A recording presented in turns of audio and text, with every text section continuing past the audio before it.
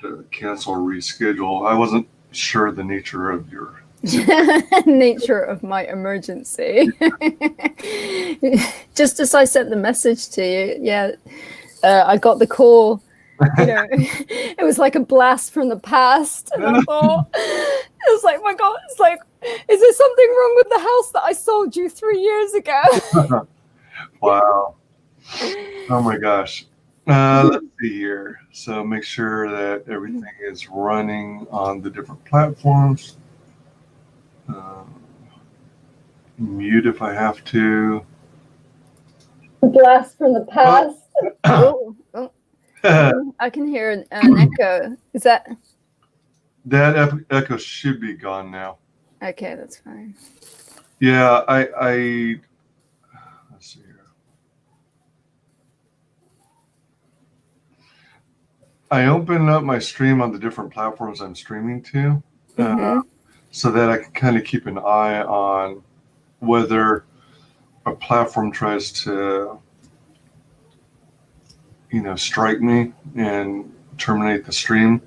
So I don't, I guess I have a concern or a bit of a fear that I'll be rambling on for hours, and then I find out at the last minute my stream was struck.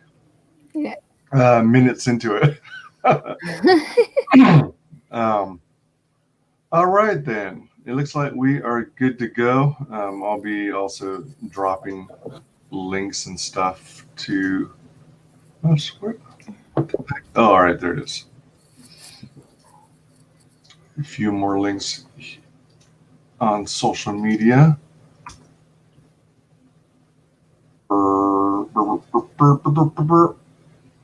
In the meantime, hello everyone. Thank you for joining us today. Welcome to WyzGyz Entertainment. This is your host Wyman. We are joined by, excuse me, a very special guest. It's Honest Eskander. Yeah, NS. Yeah, that's fine. NS. NS. Yeah. Ennis. Yeah. Oh, that's cool. Creator of Eyva. Yeah, thank you for having me on the show. And also thank you for your very generous contributions and support. Oh, yeah, it looks really cool. Yeah, I knew once I heard about your campaign, I had to jump on the train. Yeah, thank you. No, I've been getting a lot of positive feedback from everyone, in terms of, how you can see the amount of sort of effort and, care that was taken with the comic and, getting the artwork really, really spot on, and making sure the storyline worked really well.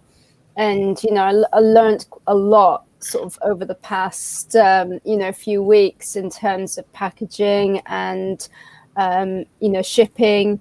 So that's been a massive learning curve. I know a lot. I had one person sort of say to me, why haven't I used Gemini mailers? And the reason being is in the UK, they don't sell them here. So I had to find sort of an alternative that, I just thought they'd be like, the Amazon mailers, that get sent to me. So I just found something as an alternative.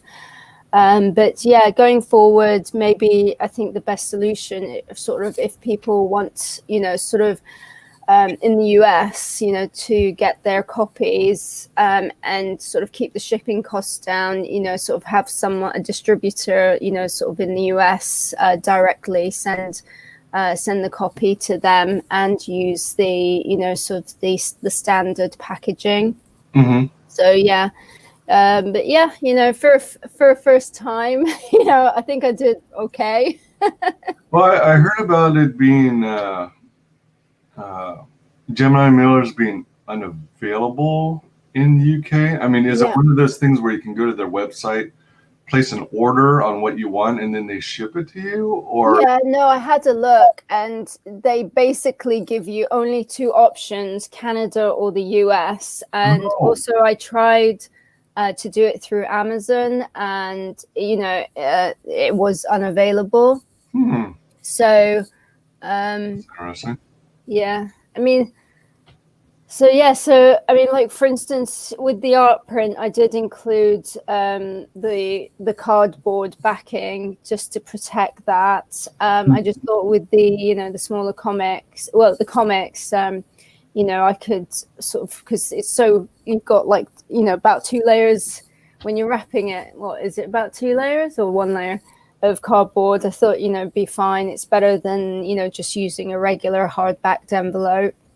For sure. But yeah, this is proper nerd discussion, isn't it? Yeah, we're right at home. Yeah, no, I mean, I actually bought an art print and 2 graphic novels from Christie, and that was sent in a bubble wrap. I've got it. I think I've got it somewhere. From Christie. Chris, Demon Bitch. I'm not even sure if I recognize that. No. What's the? Wait, hold on. I'll just get it. It's behind me.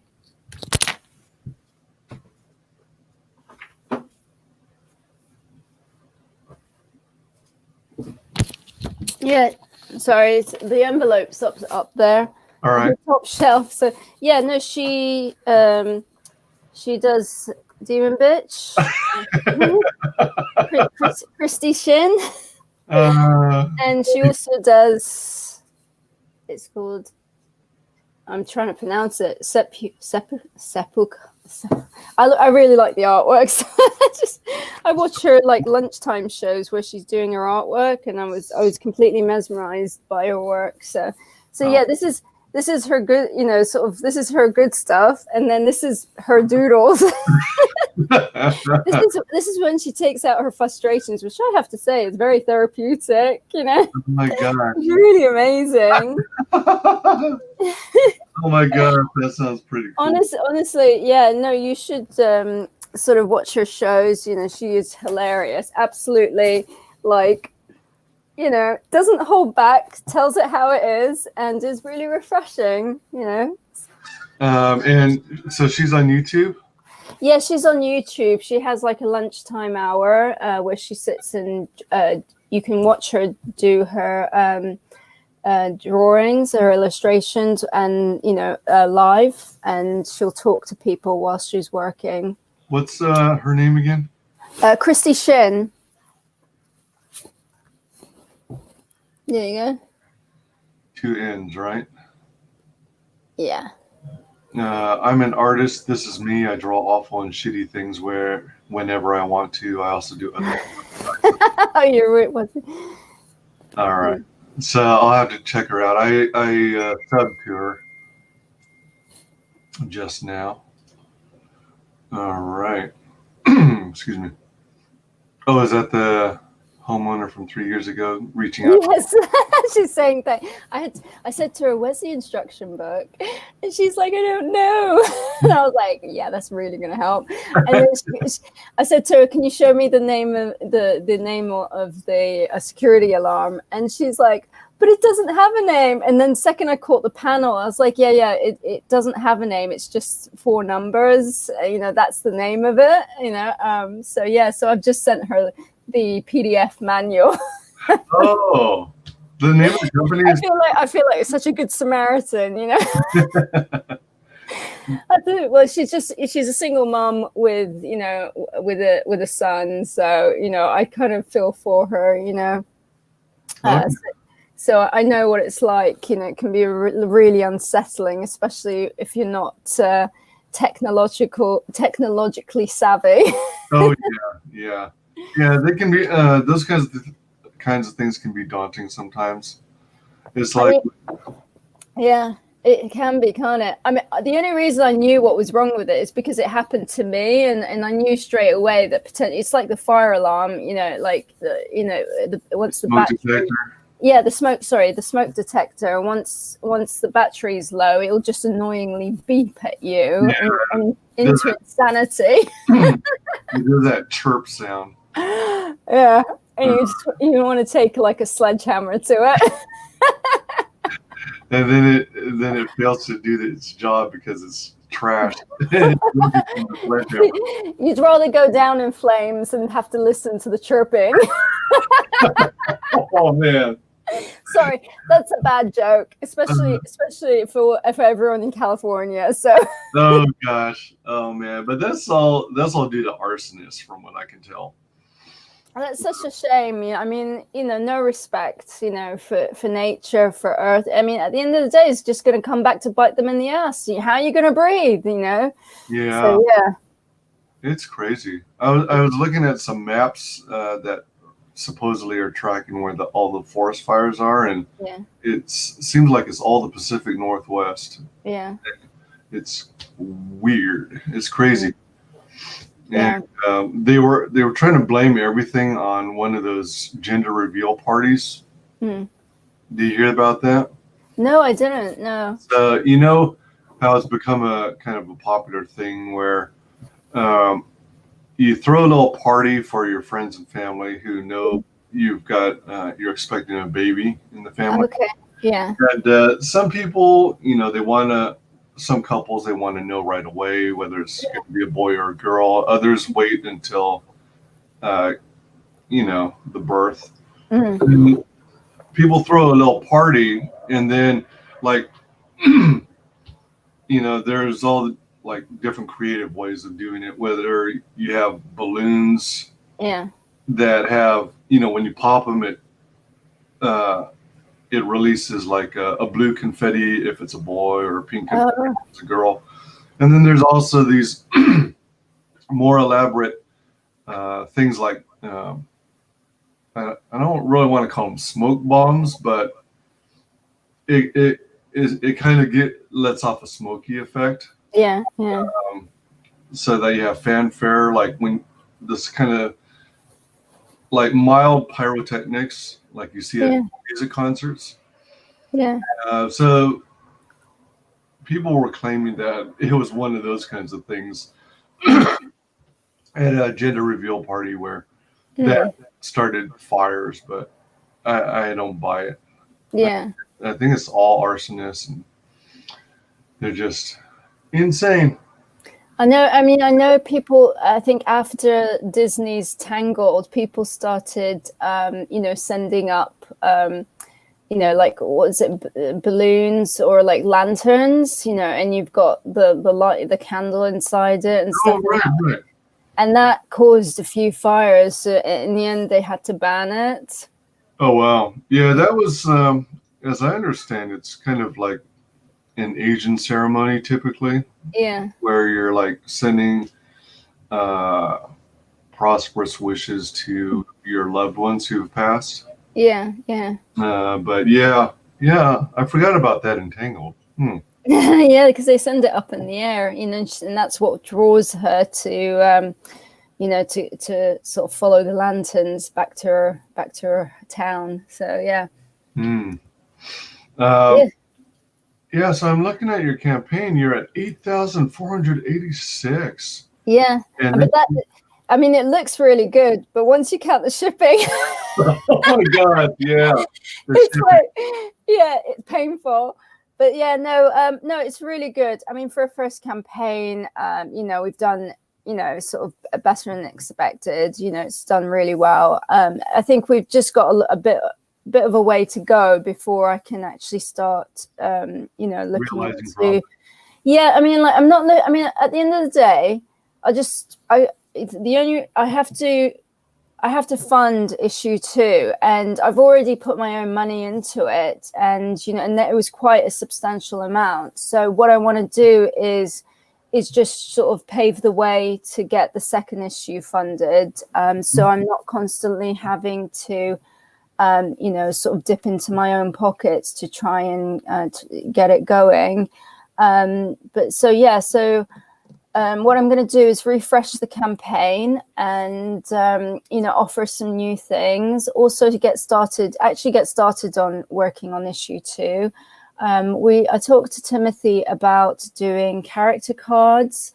so that way you get introduced to the different characters, and you get to know them a little bit better as you go, because once you get into issue 2, you're going to end up meeting a whole new set of characters. And I think it's a bit like Game of Thrones, where you've got so many people, you just get lost with who's related to who, and what's, there's so many characters, you get lost. But I've not gone down, sort of the crazy route of having loads and loads of characters. I've actually cut back on, I had more and then I cut back on them.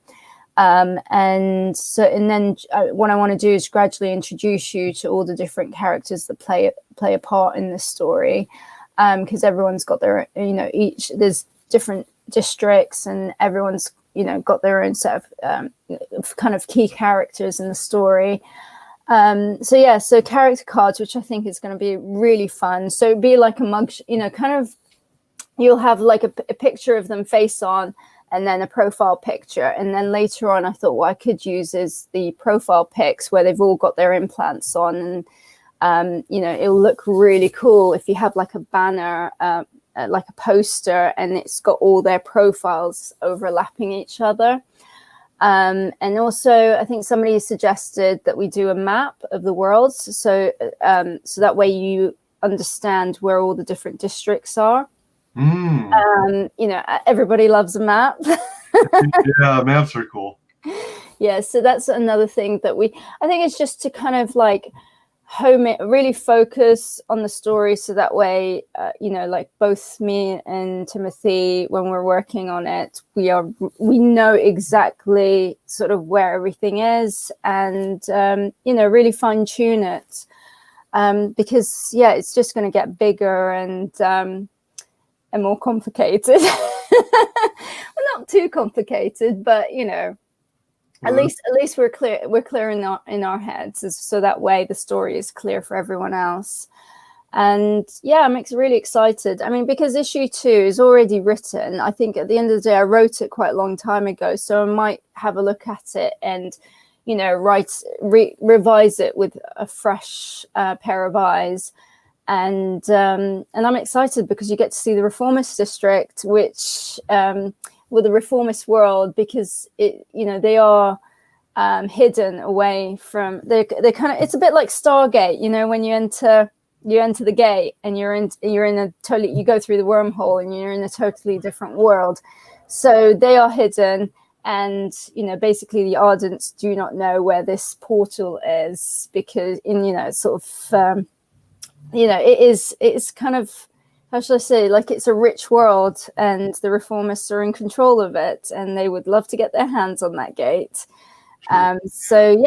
And the nice, I mean, we were talking about the Californian fires, and sort of what a shame it is, that people kind of can do such a thing to nature. Well, this is a world that's just a complete contrast to the Ardent world, where it's just absolutely, it's natural, it's gorgeous. People live in tree houses.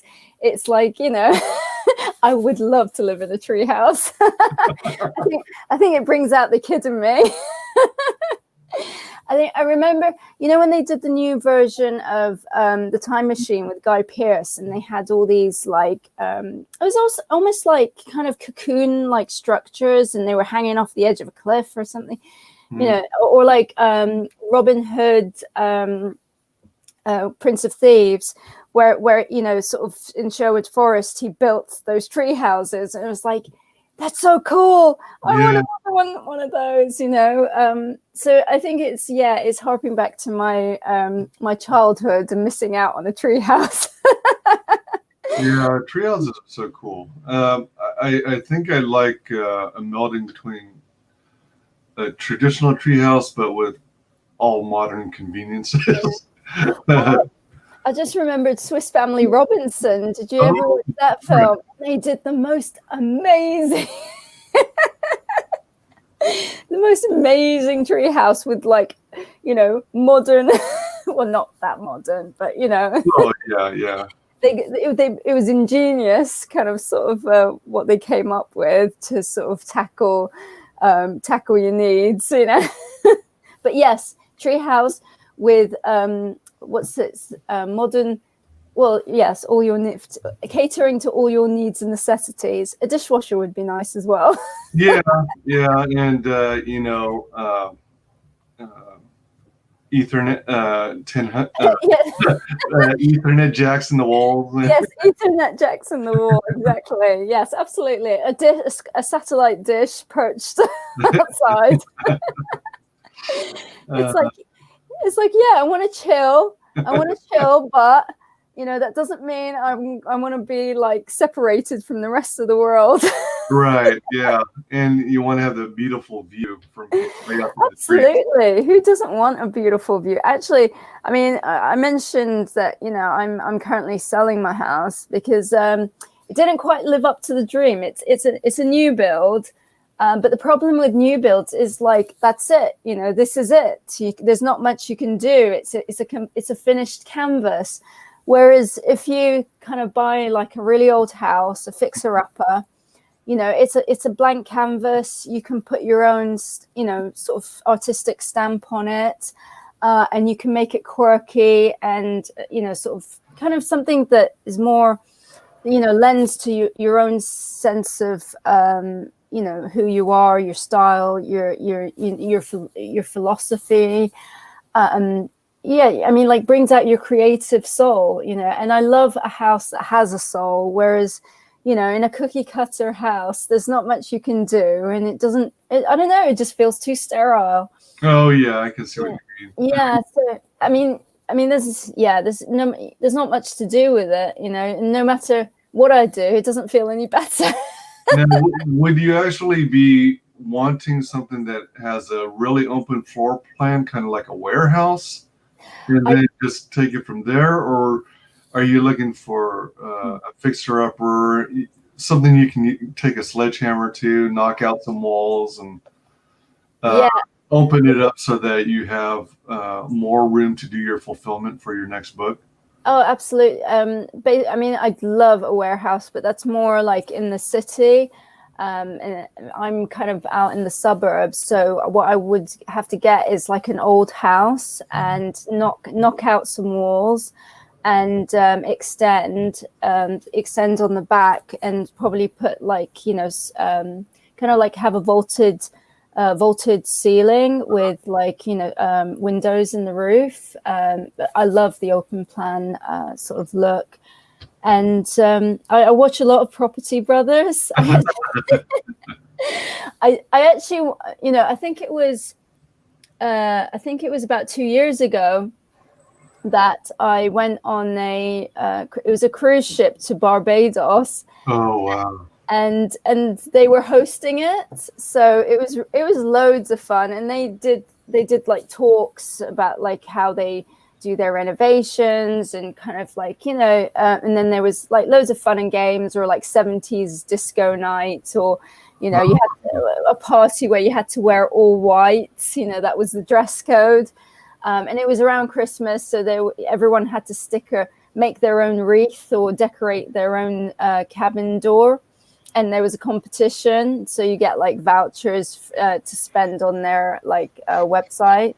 So this was a cruise event organized by the Property Brothers? Yes, it was. Yeah. Oh my gosh! Wow. It was just like out of the blue, and because I had sold my house, and I was literally living on my mum's sofa. I call it's my mum and dad's house, but that sofa belonged to my mum. I spent like a lot of time vegetating on that sofa, watching the Property Brothers, waiting for my house to be completed, and then what do? I go for a new build. I mean, where is the logic in that? Yeah. I'm gonna read a couple messages here. Unhinged Entertainment says, "Hail, WyzGyz and the lovely NS. I got my books and art from Eyva. Haven't read it yet as I'm swamped on my campaign." Maranui says hi. Oh, hello everyone. Yeah, hello Unhinged. Unhinged says, "You can tear down a couple walls and make it one giant living room." Absolutely, that's what I plan to do. I've got my and I'd love to take the sledgehammer and just whack a few walls. Yeah, just make sure you plan it out in advance and make sure you don't take down Yeah, any. I mean, of course, I'll have to get the go ahead from the builder, you know. But like, yeah, I mean, it's you know, it's better than. I'm not going to say. I was going to say it's better than taking it to someone's head that's annoyed. Yeah, just don't accidentally take down a load-bearing beam. Oh yeah, no, absolutely, no, definitely. I mean, yeah, because the second I walk into a house, I know straight away which is a supporting wall, because it's straightforward. If that wall goes right up to the roof on the next floor, it's supporting. It ain't rocket science. True. Yeah. And in like a construction environment where you're doing renovations, interior decor, and things like that, that's probably going to be a really fun experience and environment for the kids too. Yeah, actually, I hope so. I mean, for instance, I took them to a viewing, and my daughter was like, "Oh, this is so," because she could see the potential. She wasn't scared by it. And then my son, who's really sensitive, just looked and he's like, "This is a dump." It's all right. We're gonna make it beautiful. It's like, do you remember what they do on Property Brothers? Yeah, that's what we're gonna do. and then I've got like my fingers crossed, like hoping it's not going to be a total disaster. Yeah, I watched a lot of TV in the 80s and 90s. Yeah. And I used to watch a lot of those house renovations things, and oh man, I'm often concerned about those, ending up in one of those cases where the inspectors, you buy a property for relatively cheap prices, and then you discover one problem after the next. Oh, absolutely. Yeah, it's like it's really disheartening. I mean, if you are going to like sort of buy somewhere that's really old, yes, it is stress relief. I do have a particular person in mind for it, but we won't mention names. But yeah, no, there's only so much you can do. But I mean, what I'm planning on doing is making sure I've got a friend who's a builder, so I'm going to get him to have a look at it. I mean, straight off the bat, if it's an old property, there's going to be problems with the electrics. If the windows look like they haven't been changed for 50 years, that's another expense. But at the end of the day, you take pride. Like any project, you take pride in, sort of taking something, and elevating it, or, making it sort of so much better, and saying, yeah, I did that. I sort of worked on that project. I was, it's like it's basically being creative. I am a creative. I have a creative soul. If I'm not creating something, I get itchy. I start getting rash. It's just, I think, if I'm not doing something, I feel like I'm not using my time productively. I know that sounds crazy. I'm just not one of those people who can sit on the beach and do nothing. If I do that, you'll probably find me on my phone doing research for some project, or going on Pinterest, gathering loads of images. Yeah, it's kind of an art form unto its own. It's like taking a ball of clay and turning it into some nice piece of pottery or a statue or something. Yeah. And so you do this with a house. Yeah, Unhinged says, I just want to move in and be done with it. I ain't fixing. Do that was my approach. But the thing, even with a new build, I'm telling you, I had about 3 pages of things that they had to fix. And the problem is with these builders is you don't just ask them once. You have to ask them about 3 or 4, 5 times. And then you have to be careful. If you don't take a picture and report it within the first 3 months, then they'll find some way to weasel out of it.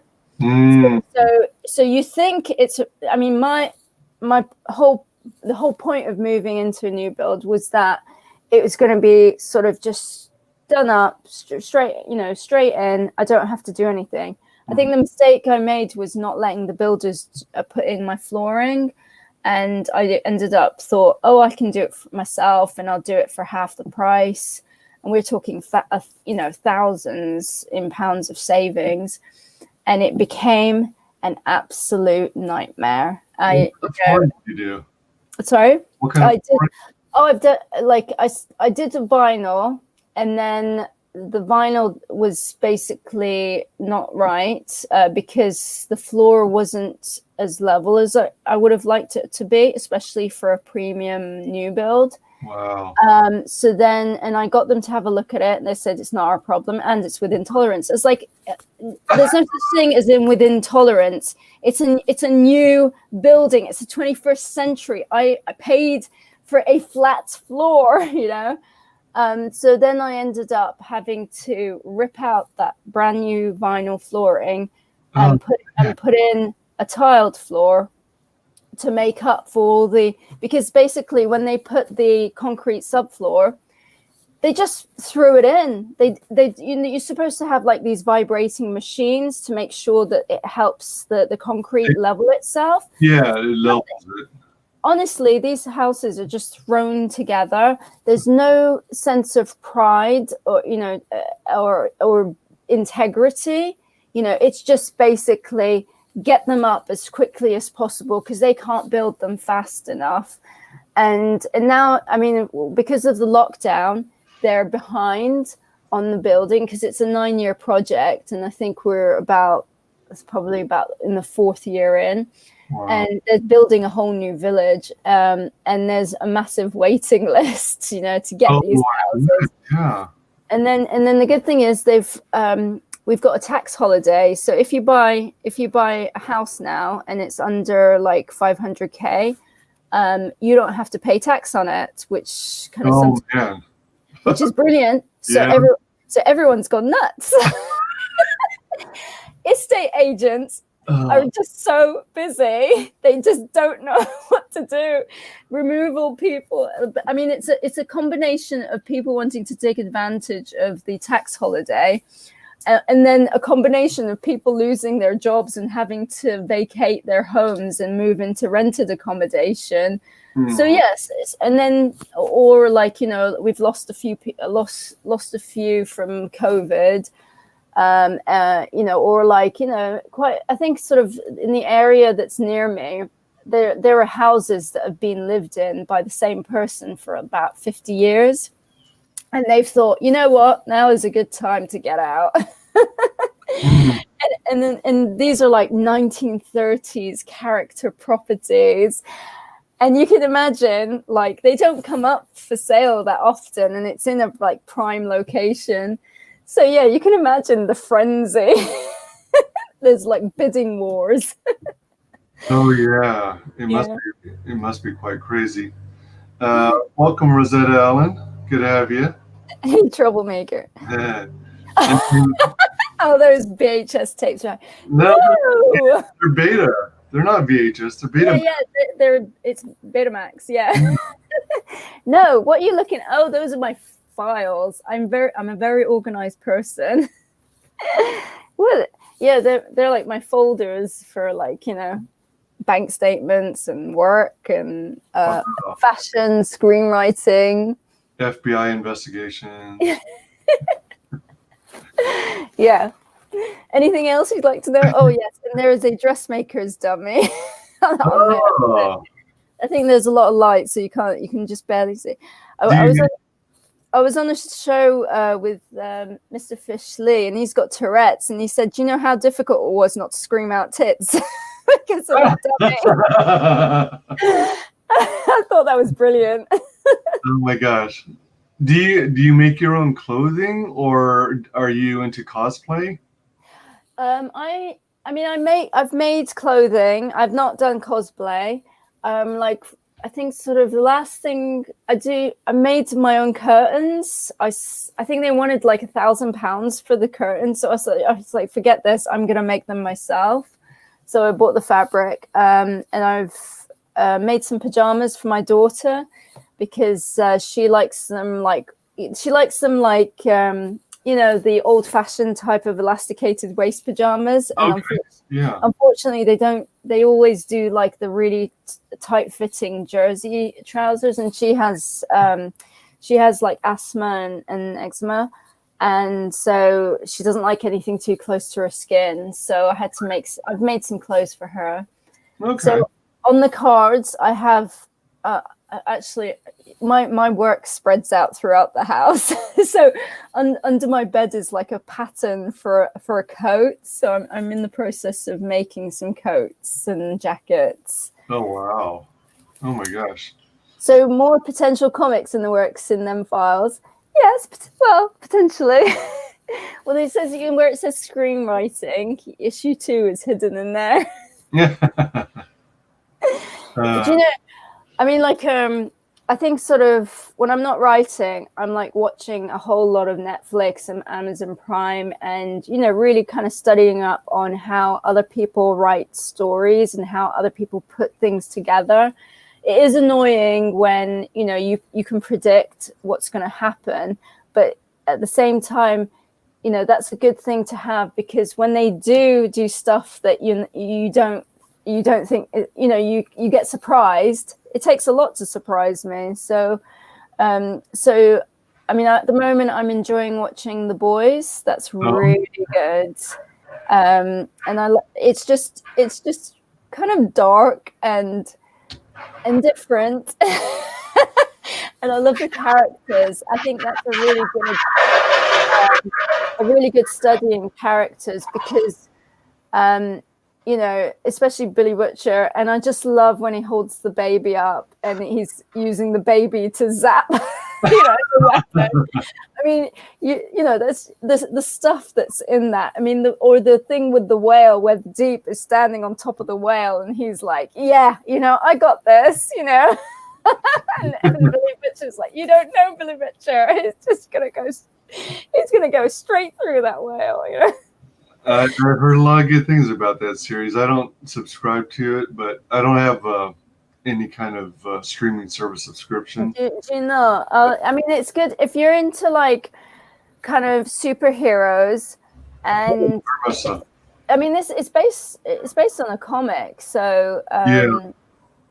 So I like it because it's like the question is, what would it be like if we had, you know, superheroes in the real world? Because they're not going to be as wholesome as Superman, Right? And then, you know, sort of they are human at the end of the day. So there is an amount of, you know, it's their corruption is kind of, as well as their superpowers are enhanced. It's also about if they're good, you know, or if they're bad, they're even more sort of more extreme. So yeah, no, Homelander is absolutely brilliant. You know, he's great casting, and he's just corrupt. So and it's refreshing. And the great thing about it is The Boys is a group of 4 guys. They don't have any superpowers yet. It's like an underdog story. They are really holding their own, you know, against the Supes. So yeah, you know, it's trying to bring them down and try to bring the organization behind the Supes down. So I highly recommend it if you can. If one day you feel like streaming. What else is there on? I think it's because with the lockdown, it's like, I mean, I should go out jogging a bit more. I keep saying, no, I've got to do shipping. I can't go out. I can put off the jogging. People are waiting for their comics. You know, who needs exercise? Well, you know, you know, people are waiting for their comics, but you know, they're just as they just as much want you to remain healthy so you can fulfill and release more books. Oh yeah, no. So all I've got left is I'm still working on the PDF for the behind the scenes. So that is yet to be sent out. It's actually been done, but last night I sent a message to Timothy. I was like, would you like to write a few words, for the forwards? And he's like, and he's not come back to me. I said to him, have a few beers, you might get poetic. He's not come back to me. So I thought, okay, what are we going to do here? So I just not have a few words from Timothy. Maybe I just say hi. Just say hi. Thanks for supporting us. That's it. At least you're in there, I'm gonna catch up on some messages real quick. Rosetta says I'm a troublemaker. What? Me? You have to explain that one. All right, we saw that one. Welcome, Matanui. Good to have you. As Unhinged says, Ennis told us the meaning of life and said she never repeat it again. What does that mean? The meaning of life is isn't it the truth? I've heard all kinds of good things about it, but I view streaming services like I do cable TV. They're trying to, everyone's got a service now, and by the time you add up how much you're paying for all this stuff, it equals or exceeds what you used to be on cable TV. Yeah. And so much of the content out there is just not good. I think I totally agree with you. I think you just need to be selective with what provides kind of the what you get the most out of. So the most I watch, the most I watch is it's either on Netflix or Amazon Prime. And that's it. That's a great way. It's basically, what if superheroes were dicks? Yes. If I find my weakness. What? Why would you do that, Matanui? I'd find my one weakness. If you could have any superpower, what would it be? Yeah, what would it be, Annis? I'd like the ability to fly. I'm not sure if I would like the ability to read people's minds, because that would just drive me nuts. What is this jogging thing? Exercise, increase the circulation, not sitting on one's ass all day. I've seen a few female writers, and unfortunately, when you sit down all day long, you just balloon out. Your backside starts taking the same shape as your seat. That's what happens when you don't go jogging. Oh my gosh, yeah. We can't have that with Ennis.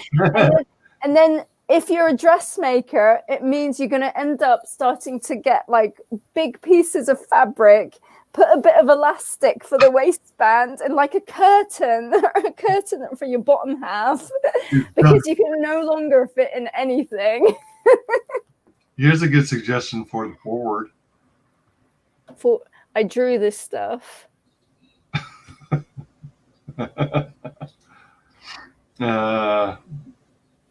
I don't have Amazon Prime. Well, if you have Amazon Prime, you get your deliveries the next day, and then the TV service is part of the deal. Right. Yeah. So there's that. Isn't it like $150 or something a year? Oh, it might be cheaper for us in the UK.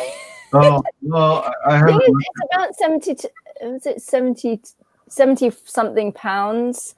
But I tried like 2 weeks without Prime, because I just felt like, what am I spending, on these like things that just, and then you're so used to Prime, because you buy stuff, you don't have to worry about shipping, because that's the price you pay. And then 2 weeks, and I'm there having to sit there, and it's like, no, I have to pay an extra that, and if you're Mm-hmm. using it quite a lot throughout the year, you do end up getting your money's worth. So right. So yeah. Yeah.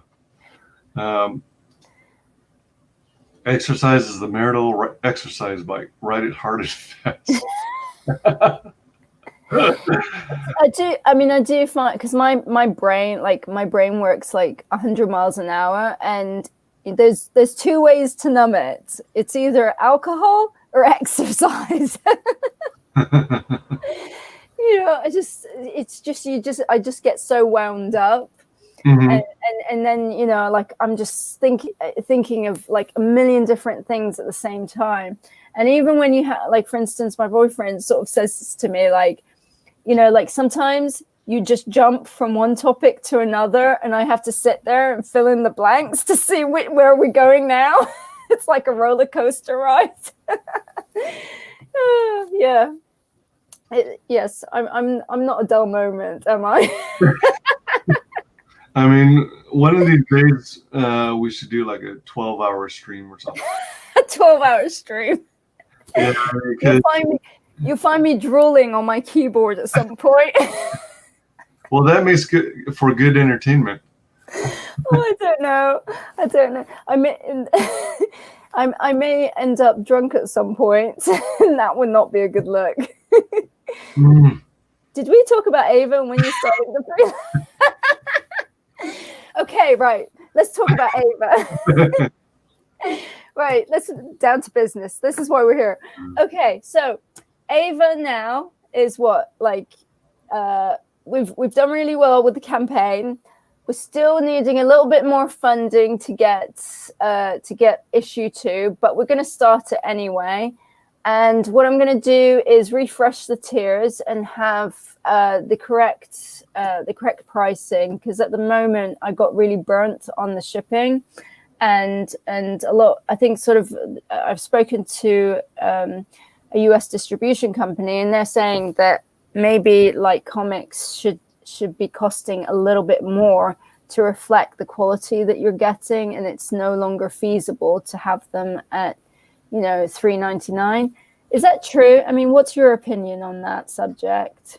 On the pricing, the cost pricing for a single issue of a comic, should it stay at $3.99 or should it go up? Well, when it comes to crowdfunding and all the stuff I've seen with Indiegogo and ComicsGate and stuff, although I like the lower price point, I think realistically it would be better if you raised your price. Mm-hmm.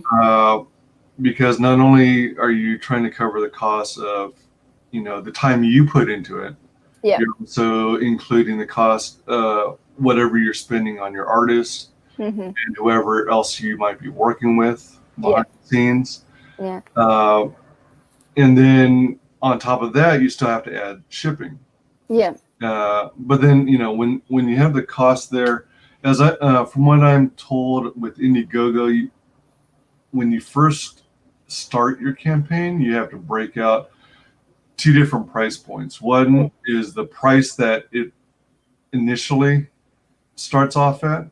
Mm-hmm. And then later in the campaigns, Indiegogo automatically kicks it down to a discount rate.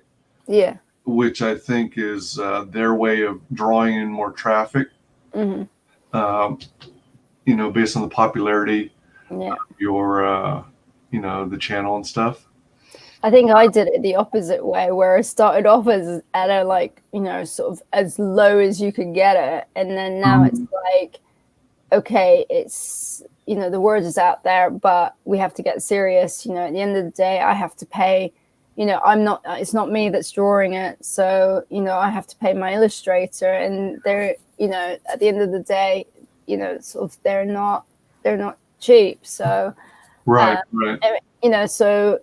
The only thing I'm getting out of this is just the enjoyment of being, of having a creative outlet, and sort of getting, being able to write and, producing something.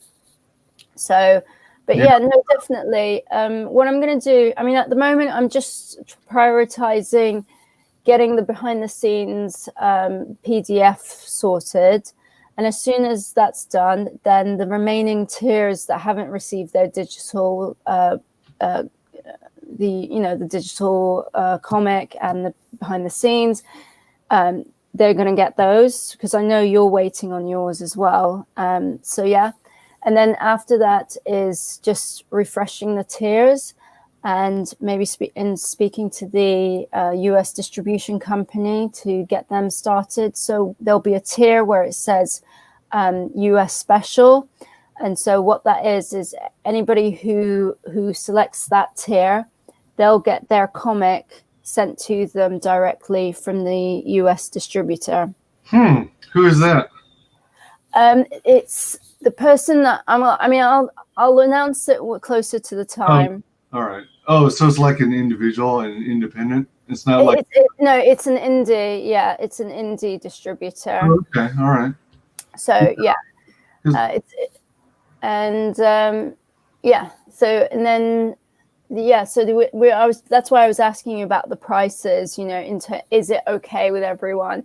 If we went up a notch on the pricing, especially, at the end of the day, it's not a 22-page comic, it's 28 pages. Right. So you are getting sort of a little bit more for your money. Mm-hmm. And at the end of the day, it's just trying to sort of, keep, it's not just paying for this, it's just keeping the whole project alive and getting the next issue out. So yeah, like a bunch of the campaigns I've backed, mm-hmm. A lot of new people did the same, more or less the same thing you did, and underpriced. Yeah. But there are a lot of books, that are bound with staples that aren't perfect bound, that are say 25 to 32 pages. Yeah. That can go. That start anywhere from $10 a copy to $25. If you go 32 or longer, then you should be able to easily go 25 to 50 a copy. Yeah. If you offered your book instead of what was it again? Like $7? Hold on. There was a bundle. All right. There was a variant. Yeah, so it just gets easier when you've actually got a graphic novel and it's got the 5 issues in it. It just makes life a whole lot easier. Right. And you're able to, sell it for a decent price that's going to help you, sort of fund, keep on funding the project. Yeah, so if you had...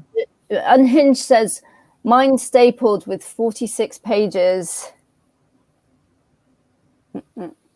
Yeah, let me catch up there too. Sorry.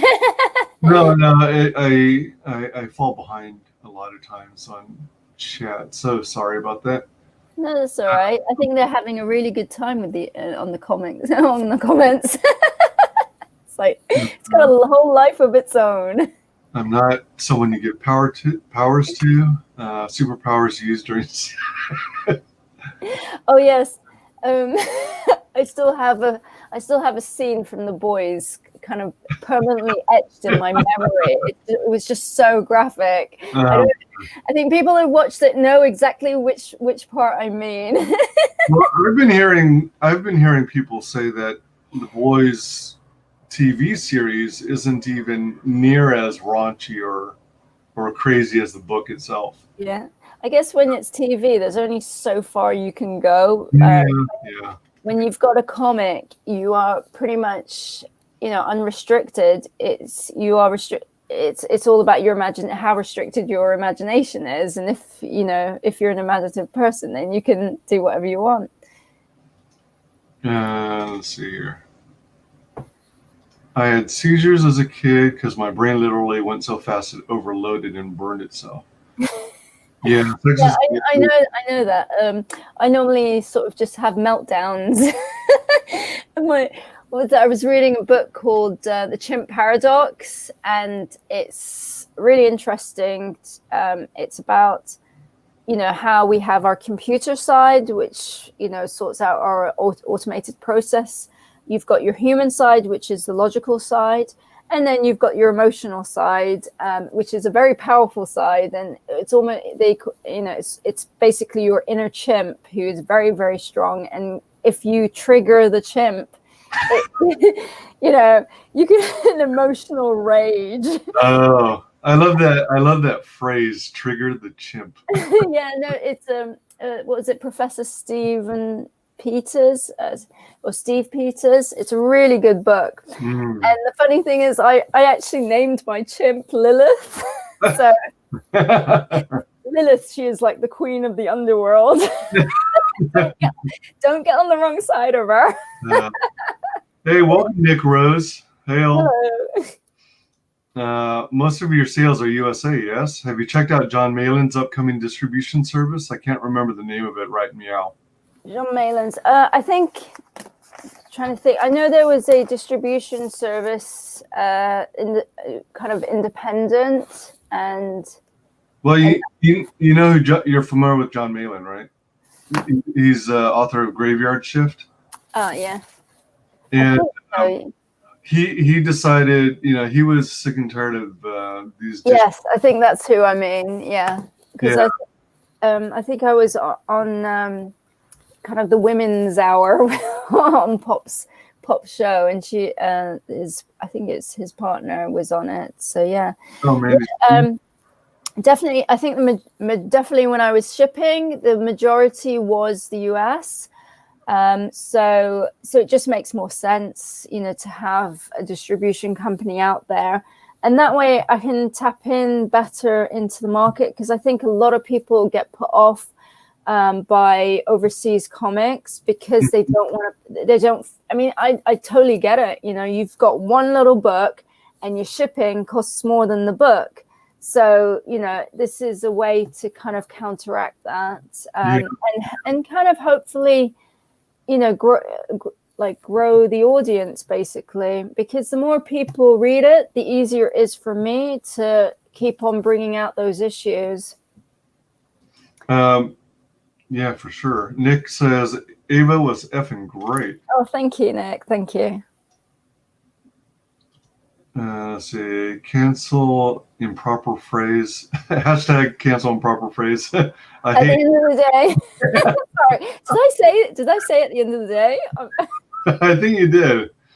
Sorry. Stop me just reading my questions before reading them.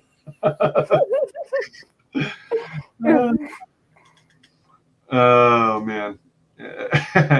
Now everyone's saying it.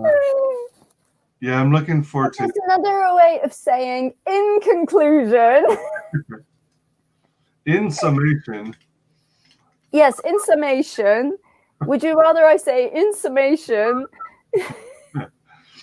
to conclude? Let's see. All right. I jumped around, apparently. It's like, I think they're making a sport of the way I talk now. I think it's looking that way. Yeah, so Absolute is stapled with 42 pages. I think after a certain point, it becomes harder and harder to get it stapled, right? I thought the cap was around 35, 38 pages, but I would think by the time you get to 46 pages, it'll be done. What's the other way of doing it? It's perfect bound. Yeah. Because that 46 pages stapled. Wow. Yeah, I'm looking forward to his book too, because 99% of the time people say it, they don't mean anything about the day's end. It's not a metaphor either. It's a filler used because people don't know grammar. Are you saying I don't know grammar? We'll go back to it's another way of saying in conclusion, I get very flowery with my language. At the end of today, at today's end, this isn't some old obscure grammar rule no one follows anymore, is it? No, it's just a repetitive, lazy phrase that makes your ears want to. I'm so sorry, Rosetta. The comic looks good, but oof. We have a really good time when Ennis is on the stream. Yep. Yeah, you have a go at my grammar. Oh, she's sweet. I just wish she'd say anything else. She said it 4 times in one sentence. Yeah, well, when you're on these shows and you're trying to think of something to say. Actually, maybe I should have just brought my wine instead of my tea. My tea is not sufficient. It's not giving me brain power at the moment. Oh, speaking of tea, I actually do have my tea too. Do you? Yeah. Yeah. I sometimes have for breakfast. I have miso soup because I just Really? want, I just want something like salty, and I don't want to. I'm not hungry enough to eat. So miso is definitely a salty soup. yes, a salty soup, and then by the evening, it's a Chardonnay or a Sauvignon Blanc. I think that's what I'm missing. Probably that's what I need, and that's why I'm repeating my words. Yes, I do apologize about that. Nothing malicious. It's all right. You can tease away. Say that more triggered the chimp, and at the end of the day, less.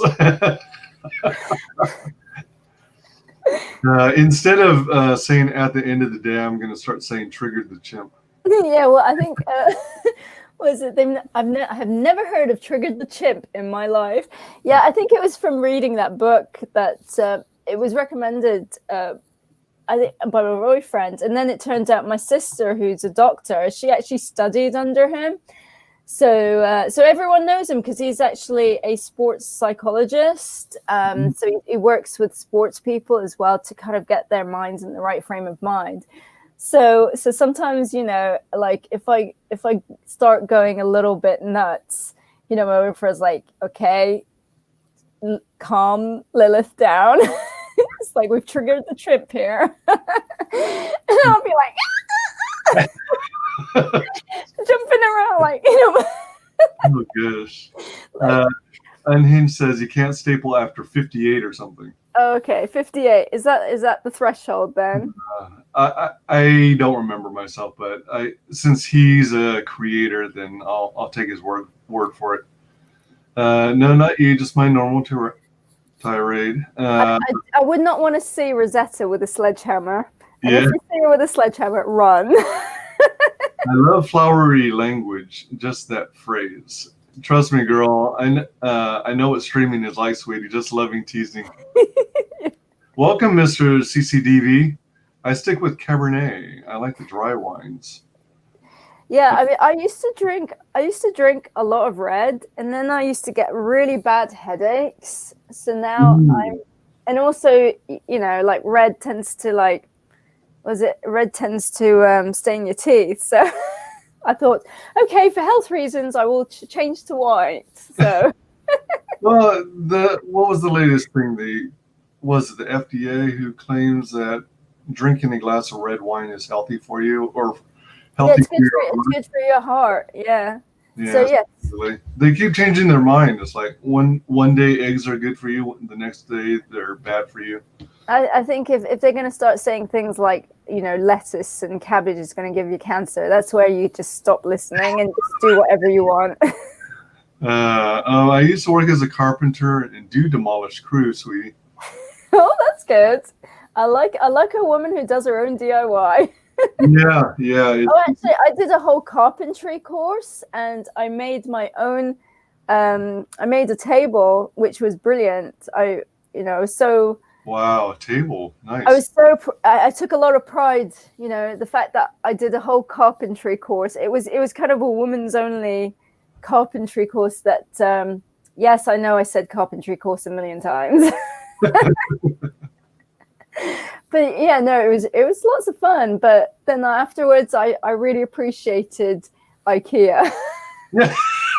Well, the thing about, I totally love visiting and browsing around IKEA, but when you end up buying their furniture and assembling it, it really doesn't feel like quality, Yeah, well, mind you, that's what I used to think originally, because my previous house was just a magazine advert for IKEA, because everything was IKEA. And then what happened was I went high end. Well, not high end, but slightly, sort of more expensive. And it's like, for instance, a solid wood dining table. But the problem is it has no veneer at the top.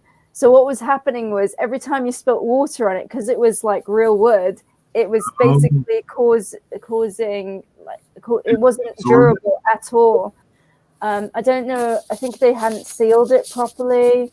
And then I was just started, and it cost me a lot of, probably 7, maybe 6 times more than what an IKEA table. And I'm telling you, IKEA tables last a whole lot longer.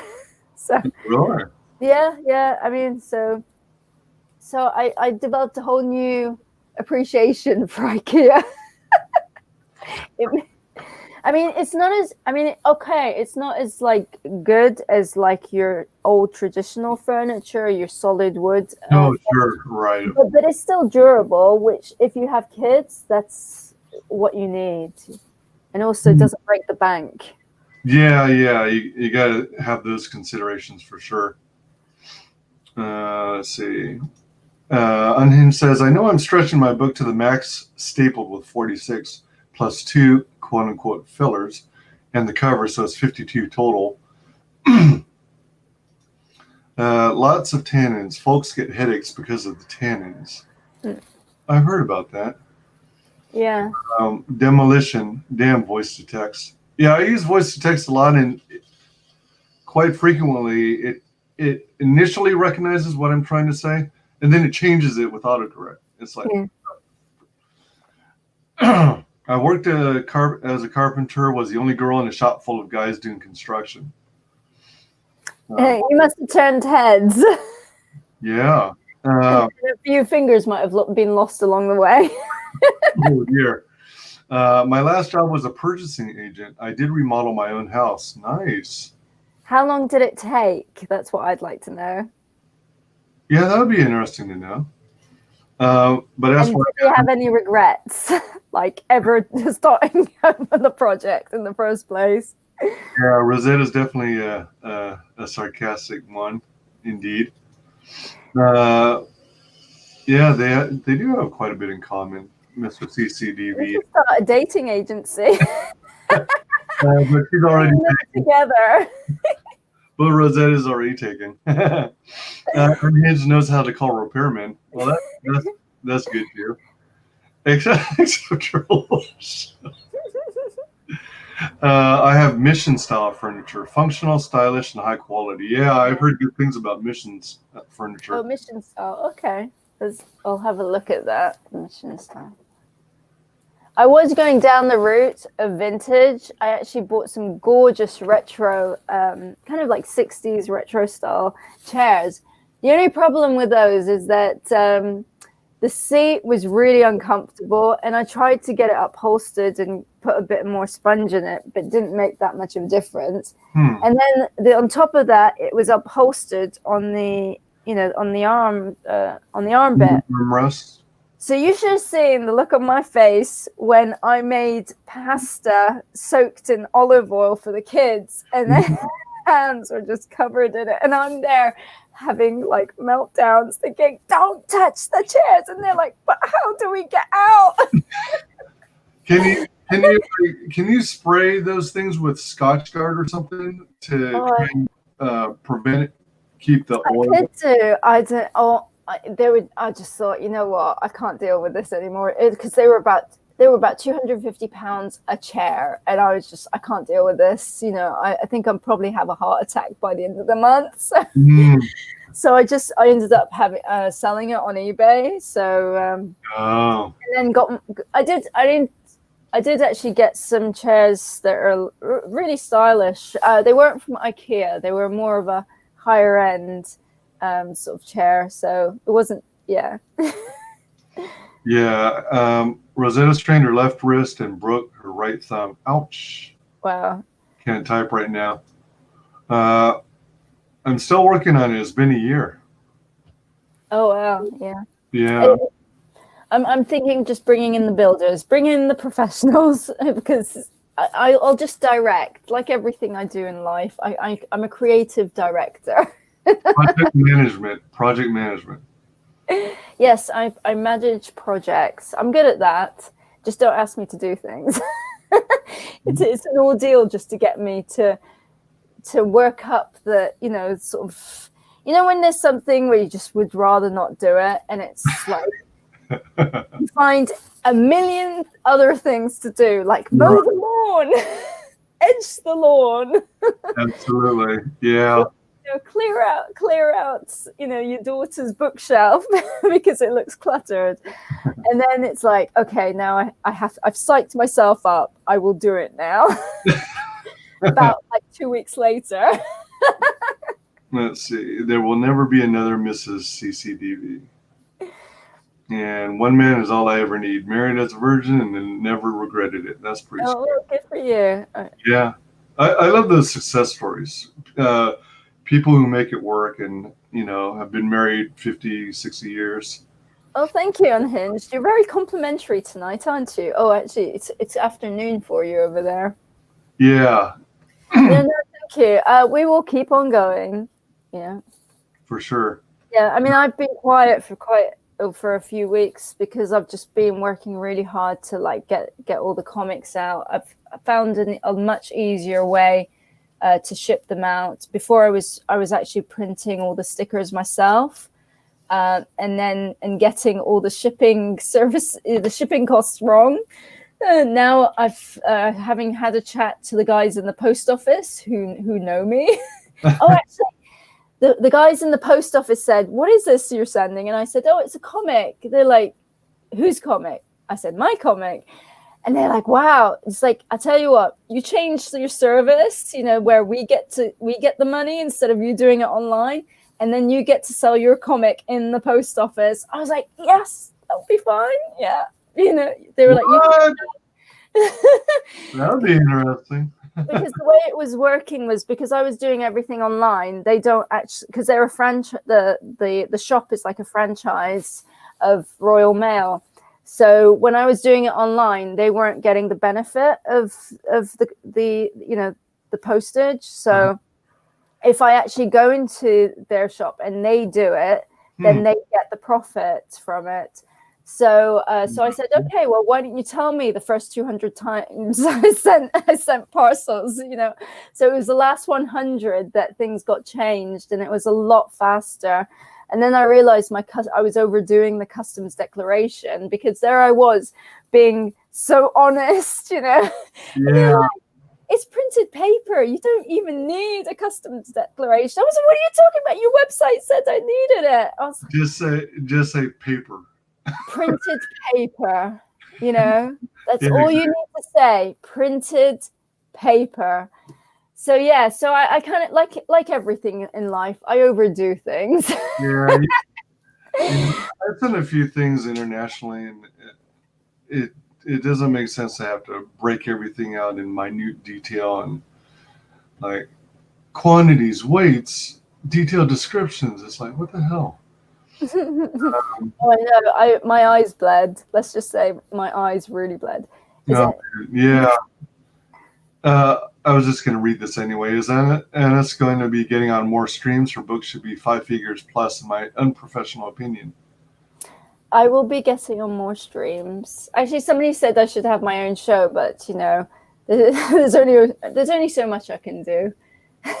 I've actually got to work on my portfolio because my artwork is really out of date. So yeah, no, I will be getting on some more streams. I don't think I will be doing my own shows because I don't think anybody wants to see me repeat my phrases. No, that's why they would come to your show. Or you know what I could do? I could do like word bingo. So everyone gets their little bingo cards and they have to monitor all the words that I repeat.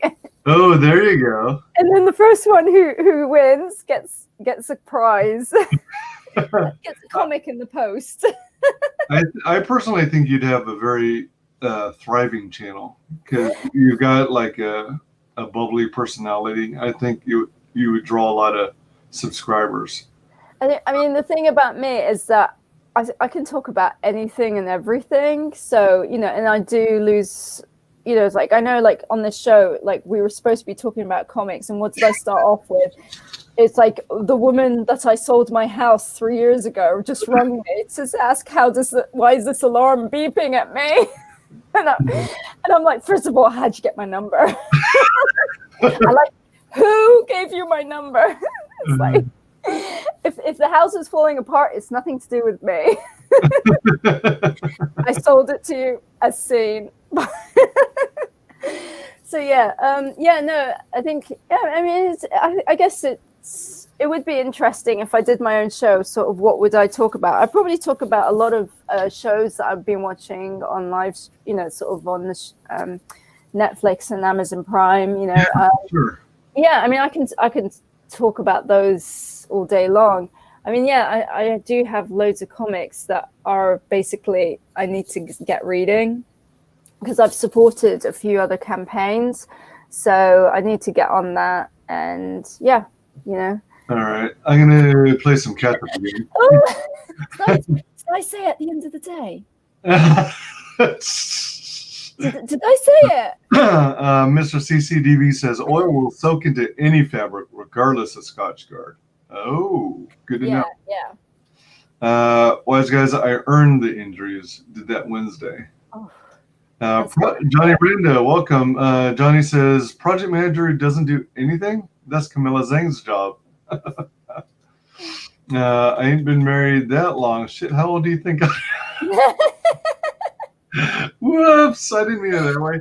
Last I saw her was on Shay's channel where she wouldn't stop flirting with the chat. Is this in reference to me or in reference to Rosetta? Oh my. All I know, you're younger than me. My marriage only lasted 15 years. Hi, welcome, Tatsunami. Good to have you. Hello, Tatsu. I didn't know you knew WyzGyz, CCDV. Ennis is back. Oh, yes, I am back. WyzGyz Entertainment was one of my first subscriptions. Oh, I'm honored. Rosetta says she'll interview you. She'll promise she'll only troll from chat, not in the interview. All right. Okay. Cool. Yes. Cool. Send me the invite. I will come on. It'd be interesting to see, you know, us chat from one carpenter to another. Yeah, that would be fun. Carpenter talk. I'll even show my little project. Sweet. At the end of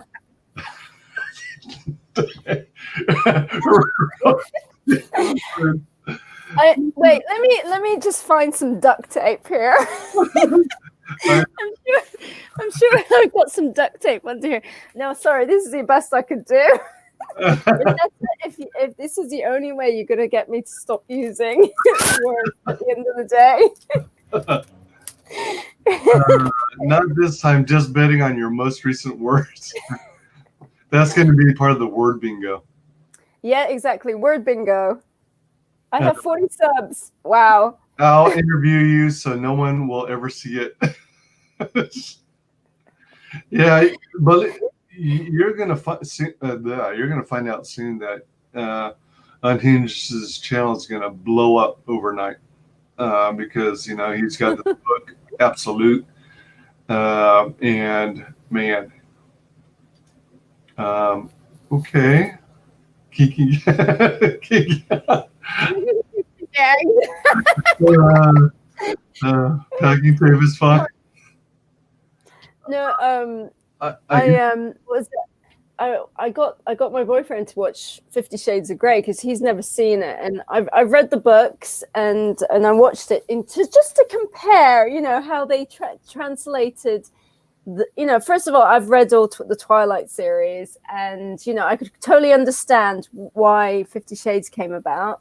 So, you know, I just found it fascinating how they translate the books to movies. So yeah, so my boyfriend never seen 50 Shades. And I said, listen, don't have any expectations. It's not that good, but you'll understand the references. That's all you need to learn. Next thing you know, I find a grey tie just lying on the bedside table. And I was like, yeah, you got it. Oh my gosh. Did he like the movie at all? We had a good giggle. Yeah. It can be it was very cringe. I mean, I watched it at the cinema, and watching it again, it was really cringy. Aren't they trying to do sequels on it, like to follow into the book? No. So I think they've done what, like 3 of them, right? They've done 3. I think. Yeah. I'm trying to think if I watched all 3. No. Oh my God, it's like at some point, it's like, yeah, you if you're gonna write a film, make it credible. Forget the book, just make it, worthy of putting it on film. Yeah. So some of the things just didn't. I mean, some of it just didn't feel natural at all, and you really weren't. You couldn't get into it because it just felt unnatural. Like I'm not talking about the, sort of the. I'm not talking about the sports action. I'm talking about the discourse. Oh God! Now we're on at some point. Packing tape works well for mouths. Don't ask me why I know. Rosetta, if you come to London, you will hear lots of people go at the end of every sentence. They'll go in it. Oh yeah, INNIT.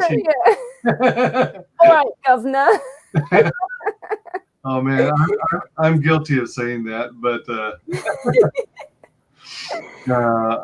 I used to say like.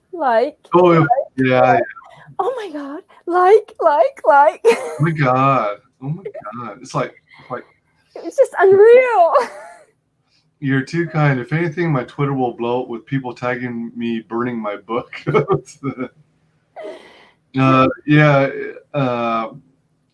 Unhinged is going to become the mascot for anti-environment. Adding more smoke to the sky.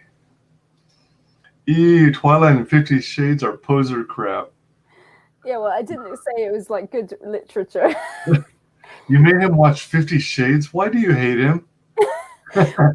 we were struggling for something to watch. Really? Really? Yeah. Uh-huh. We do a lot of binge watching. Everybody watch the good stuff instead of resorting to I've actually watched. He's watching The Good Fight at the moment because I love Martin Sheen's character in The Good Fight. He's just unhinged, corrupt, and just because my boyfriend's my boyfriend used to be a solicitor.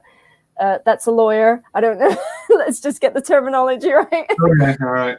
He was a lawyer. He's a director of a company now, but so that's why sort of I was getting him to watch The Good Fight because it's just it's very bonkers. I wish someone would. What is this book burning going on? Well, some creators they sell as much as they can, but then in order to maintain like a level of exclusivity or keep the value of the okay, just get rid of the extra copies. All right, okay. And that increases the value of them because there are fewer copies in distribution. Yeah. I think that's a good idea. If you are doing a comic and you want to do like say sort of a special edition, don't be making like hundreds out of them. Say just have like 25, something like that, and just say these are limited edition copies, and you sell them at a premium price, and that's it. So that's actually a really good idea. I shall write this down. I mean, some creators will do that, and others will. Do we really need to resort to book burning? I would not have thought of about that before the production. Well, the other I mean, in many cases, I think it's a good idea to overprint, especially considering when you overprint, you don't have to pay for the plates to be, new plates to be set up or anything. Yeah. And you also tend to get a good like bundle batch deal. And then for those creators who don't go the burn the book route, they like have either a website or an eBay store, and then they sell their extra copies that way at like a marked up price, so that those who backed you with faith on the Indiegogo campaign don't feel like slighted. Yeah. At some point, congrats on not saying that other phrase. I'm just become so self-conscious now. I just can't talk anymore. In it, kinky. I tell you what. How about there you go. You script me, all right? Whatever you write next, I'll say it. Know what I mean? Know what I mean? Know what I mean? Yeah, know what I mean? Paint drying is better than 50 Shades of Fake BDSM. Yes, I suppose that is true in a way. Yeah, but how about... I just find it astounding that the woman who wrote the book, she's not a writer, she's a producer. So, and when you read it, it's not the best work of literary fiction. And this woman made millions. And I guess in some ways, it just inspires you to write, because you don't have to be good at it to make money. You can put out pure... That's silver lining from it. Yeah, you can put out pure crap and you have the potential of becoming a franchise. Yes, absolutely. It doesn't have to be good. Anything else, literally anything else to watch is better. Faces of Death is a better watch than 50 Shades or Twilight. If your only option to watch is 50 Shades, turn off the TV and try some real BDS. Well, I had to give an introduction that wasn't so scary. Even if it was fake, at least it's kind of just, baby steps. I didn't want to send the poor boy running for the hills, Oh my. I'm just joking. My book is available on Amazon. I'll be selling my extra copies via other campaigns, only at a slightly higher cost. As long as I get the book I order, I don't care what the creator does with the excess stock. All right, figured I'd missed it. It started out as a Twilight fan fiction. It was never going to be good. Yeah, when the thing is, at the end of the day, sorry.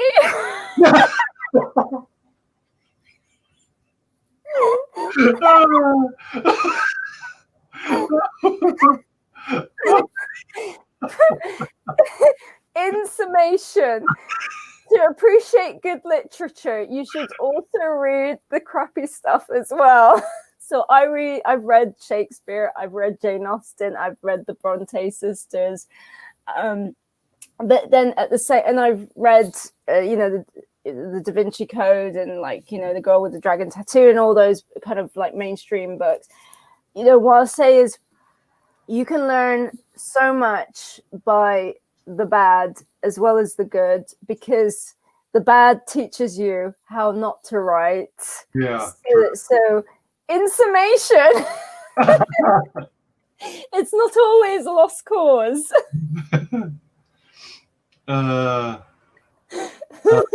Let's see here. Oh my gosh. I think I'm going to leave this stream with a massive complex. Instead of baby steps. Paddle steps. 13th time. Are you counting? Rosetta, are you really counting? Poor Ines. Her day has ended so many times. I'm more interesting than paint drying. Yeah, that's a good point. Unhinged says, your day has ended so many times. Hey, listen, with this pandemic, I wouldn't be far off, would I?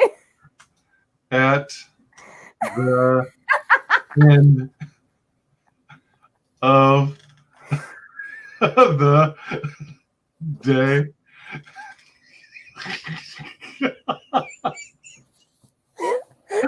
I think I've got a spasm in my leg. All right.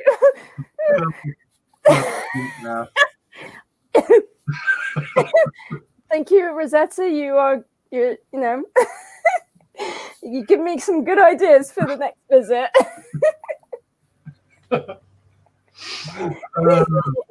This is your free relationship advice, Ennis.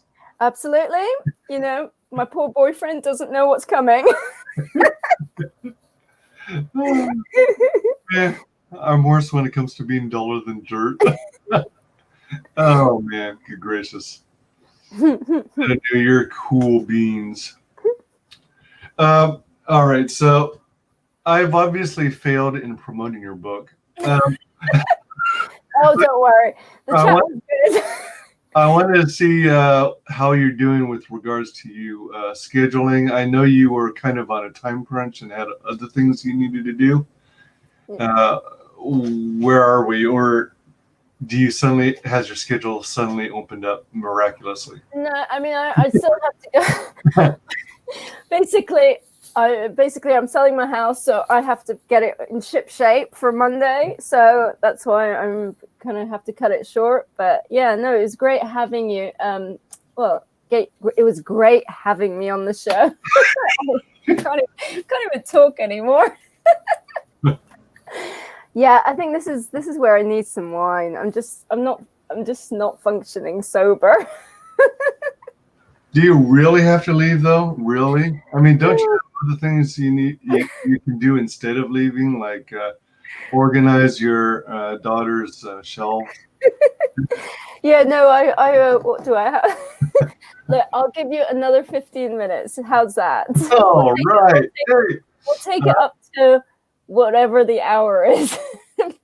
You're 5 o'clock. Shall we take it up to 5 o'clock? All right, let's do it. All right. Let's see here.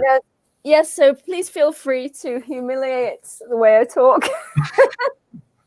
And any idiosyncrasies that I haven't noticed until now. Until now. Don't try to do upside down stunts while tied if you are too old. My poor thumb.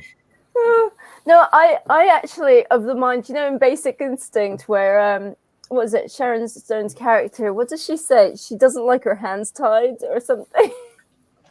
Yeah, because she likes the ice pick at the ready. So yeah, no, I'm not. Yeah, let's not go into that. New title, Eyva, issue 3 at the end. Yeah, thank you, brilliant. I'll make a note of that. Actually, you know, for a laugh, I may actually put that in our dialogue in the next issue, just to wind everyone up. You know, I'm just purely for Rosetta. I will have at the end of the day in Eyva's dialogue in the next issue. It'll be like my little to you. Or it could be like the artificial intelligence of Big Brother, and in the background you occasionally hear over the PA system, at the end of the day. At the end of the day, we are working as a collective for a common cause. Please adhere to the rules and regulations. Mr. CCDV says, I like being a sub, but really, 50 Shades? Everyone's getting kinky now. What did I start? Send her my Twitter, please. Yeah, will do. It was great having me on the show. Chardonnay is good too. Yeah, I like Chardonnay. Yeah, no, Chardonnay is very good. I have some Californian Chardonnay in the fridge, and it's a shame. Like I just can't. The fridge is so far away. I haven't tried it myself, but my ex enjoys Moscato. Moscato, okay. I don't think I've tried that. I love being bound. Yes, we're getting really intimate now, aren't we? Yeah. This stream got real interesting. To be bound or not to be bound. Tip of the day: there are no safe words while gagged. Oh, but you can use your, you can use your broken thumb. Ah. Sure. Evil bastard saying it is good. There is like.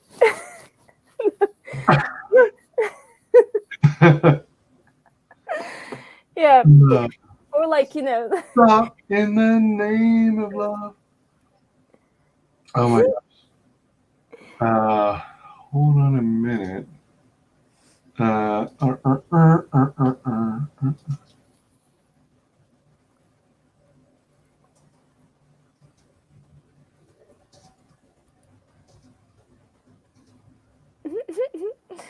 I'm sharing that.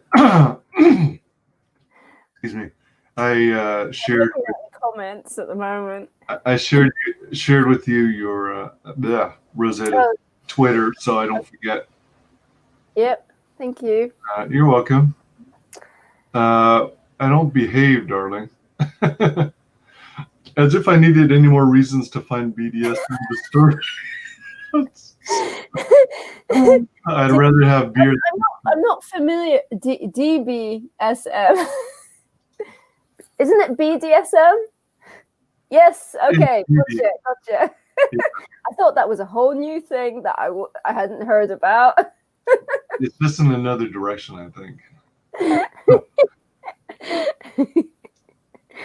Hi, Simon. Hello, Simon. Hey there, Sim. Poor Simon doesn't know what he's entered into. Shit got weird. Run, man, run. Yeah, you might be disturbed. Maybe you don't get this kind of chatter with the big two. That's they don't know how to have fun.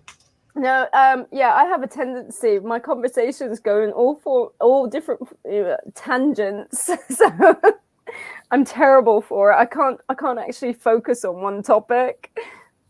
Well, and then it's like, what was I talking about? What was the point that I was trying to make? And then somebody has to remind me, and I was like, okay, yeah, that's what I was trying to say. after like an hour of talking. Yeah, if you hadn't noticed, I have a tendency to go on tangents myself. I can't wait to get my copy. Yes, everything's in the post. Yeah. The funny thing was, like when I first sent off the first few copies, it was like international economy, and the guy behind the counter said to me, "You do realize it's going to take up to 6 weeks to get there?" I was like, "No, no." It's like, yeah, 6 weeks. I was like, and I'm watching these parcels just go, and I'm like thinking, I can't stop them. I can't stop them. Like, no. Oh man. It's like, okay, what do I say? Do I tell him? Do I not tell him? Do I just mention it quickly in the update? Just skim across. Oh yeah, it might take up to 6 weeks, but let's hope it's any earlier. But then, lo and behold, they're actually arriving at the same time as the standard post, and which I'm not understanding what's going on. I was like, they're charging like literally, I think 2.5 times for standard, and yet they're arriving at the same time. So I went in again, and they're like, but you do realize it's up to... I was like, hey, I'm getting messages from people, and they're already arriving. So don't give me this nonsense about 6 weeks. It's up to 6 weeks. Yeah, we only took a week. So Sim knows I'm making a custom paddle of his character. I'm made of sterner stuff. Back Eyva now about house rebuilding while ball gagging. Yes, it's actually that's a very original premise. I got the book already. Looks gorgeous. Oh, thank you. Yeah, I did a P.O. Box opening stream yesterday, and I opened up your package, and thank you for putting it all in one Oh, to thank save on. you. Yeah, no, it didn't really make much sense to put it in 3 different parcels, so I just put them together. But I was really worried because I declared how much the value of it was, and I was like, I'm sure that somebody's gonna, nick it. So nick it as in steal it. So, Oh, but I'm glad it got to you safely. yeah. And as I was opening it, I was going, wow, this sure looks like a version of a Gemini mailer, the way you use the box and everything. Yeah. And Is it a sufficient Gemini, or does it pale in comparison to a Gemini mailer? I'm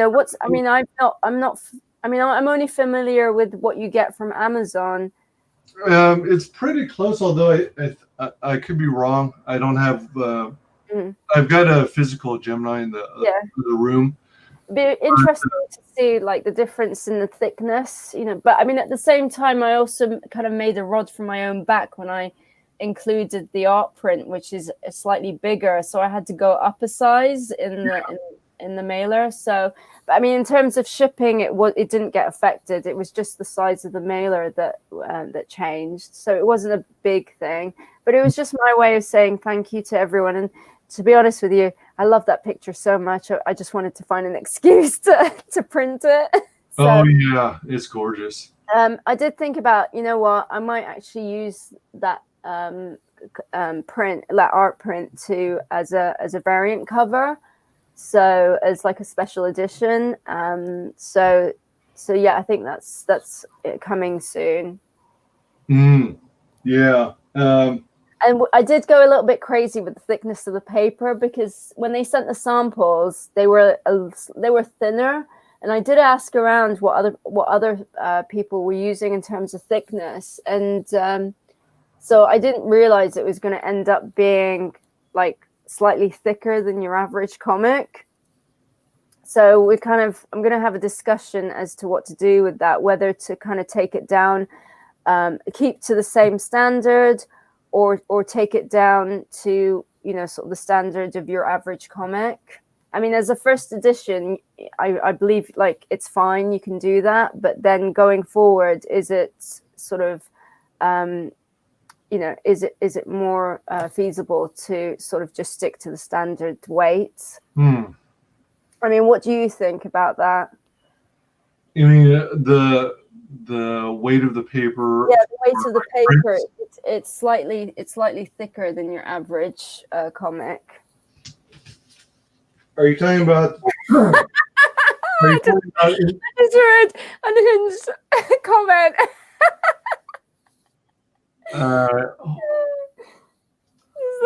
Anna's book arrives taped tighter than a dolphin's ass and enough bubble wrap to protect a wrecking ball plowing through a low-income product.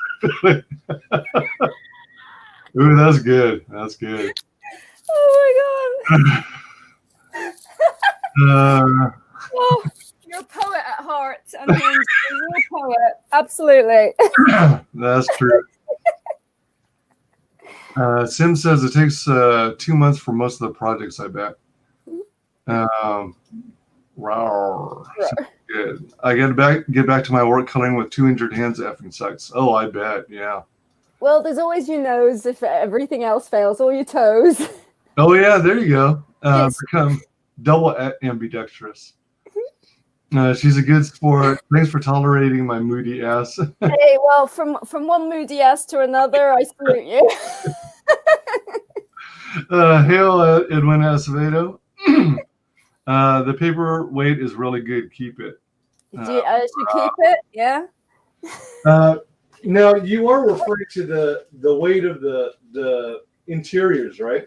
Well, both the cover and the interior, they're both up a notch than your average comic weight. So I guess if, to be honest, if I am going to go up in price, maybe it's worth keeping the paperweight as it is, and then that way people don't, you get good quality and value for money. I really like it. You like it? Yeah. When I got it, I was like, it's so thick. No, it feels fine to me. I really dig it. Yeah. I think because the thing was when I was printing it, it was like I would have had to pay to get a sample, and I thought, oh, why am I? And it would have been like it would have cost me about about £12 for just one copy, just to check how it looked. And then I said, oh, you know what? I've got the sample paper, this little sort of booklet of paper weights. And I thought it'd be fine. And when it came, I was like, yeah, it looks really good. But I think I might have gone overboard. And then when I showed it to Timothy, I sent him a pack. And he's like, it looks great. But I think you went overboard. I was like, yeah, I know. That's me. So thick is perfect. Yeah, okay. I will take it on advisement that the paperweight is approved. Yeah, absolutely. Let me see. Yeah, I agree. I like the paperweight myself. All right. Well, I'll stick to that paperweight then. It's nice. It's nice being on these streams because that way you can really get people's opinions and see what they think. Because at the end of the day, you're catering to sort of an audience and you want to keep them happy. Mm-hmm. Yeah, it's a great way to interact with your fan base, your backers. Yeah. Yeah, Tatsunami's now hyped about Absolute. Just precautionary warning, Tatsu, when you get your book, it's going to be packed like this.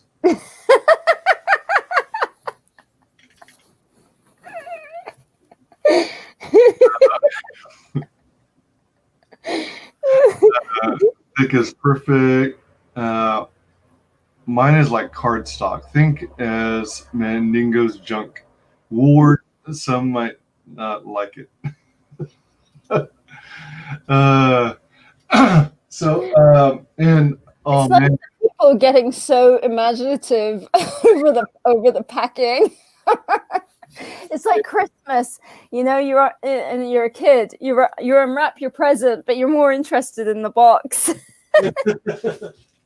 Well, you know what else? I like the way you packed it. There were, you had like the bundle of books with the postcards and stuff like that. They were in like one larger plastic magazine bag or comic bag. Yeah. On a couple of them, there was a small portion of it where I guess the postcards poked through. Oh, right. Okay. But it didn't cause any harm to anything else, so I'm not really bothered by it. And I like how you put layers of cardboard to protect them between the different bundles, and that you also had bubble wrap over them, and it was quite sufficient. I think it did the job. I think that the cardboard of the main box itself might be thinner than Gemini Mail. Yeah, so it's probably thinner. After I sent out, I think after I sent out your tier, I think it was when I got to the retailers, I thought I need something to protect each and every one. So I ended up getting the bags for each comic. So that's a new addition. So that will protect the comics a lot better. So instead, I think I'll just hold on a second.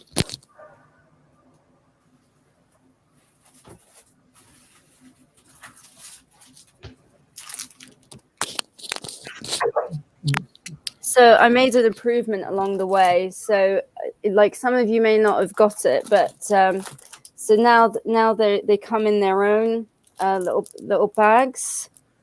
So when I do put the postcards in, hopefully they won't pop through. Or I could get bags for the postcards. But yeah, I bought these comic bags to further protect them. Yeah. Do you want to show everyone what you got? Because I do have one bag here, but it'll be interesting to see what if you want to show everyone what came in your package. Yeah, I can do that. I did want to point out something specific that I thought was a real kick. Yes. It was also coincidental, and I didn't mean to make that pun, but I did. Let's see here. I got this. There's a postcard Yeah. of this action shot, and then I picked up some original art, and I think it's coincidental, but I got this piece, Yeah. and it includes Yeah. that scene. Yeah. So it's pretty trippy. I love all the original art that I got. So there are postcards.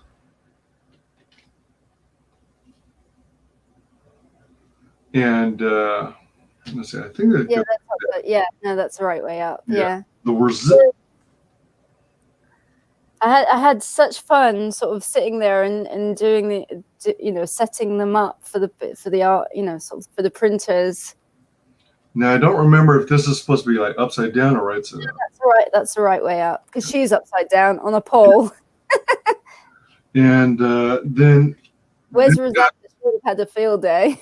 during my P.O. Box stream, this got a lot of good remarks. People like this idea.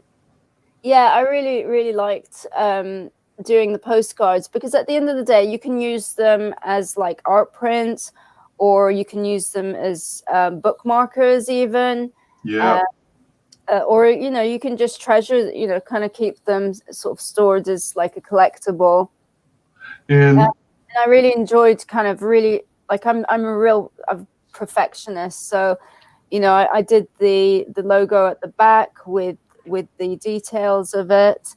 I think my inspiration came from this, because I'm like a member of the Tate Modern, and they do cards like this. all right.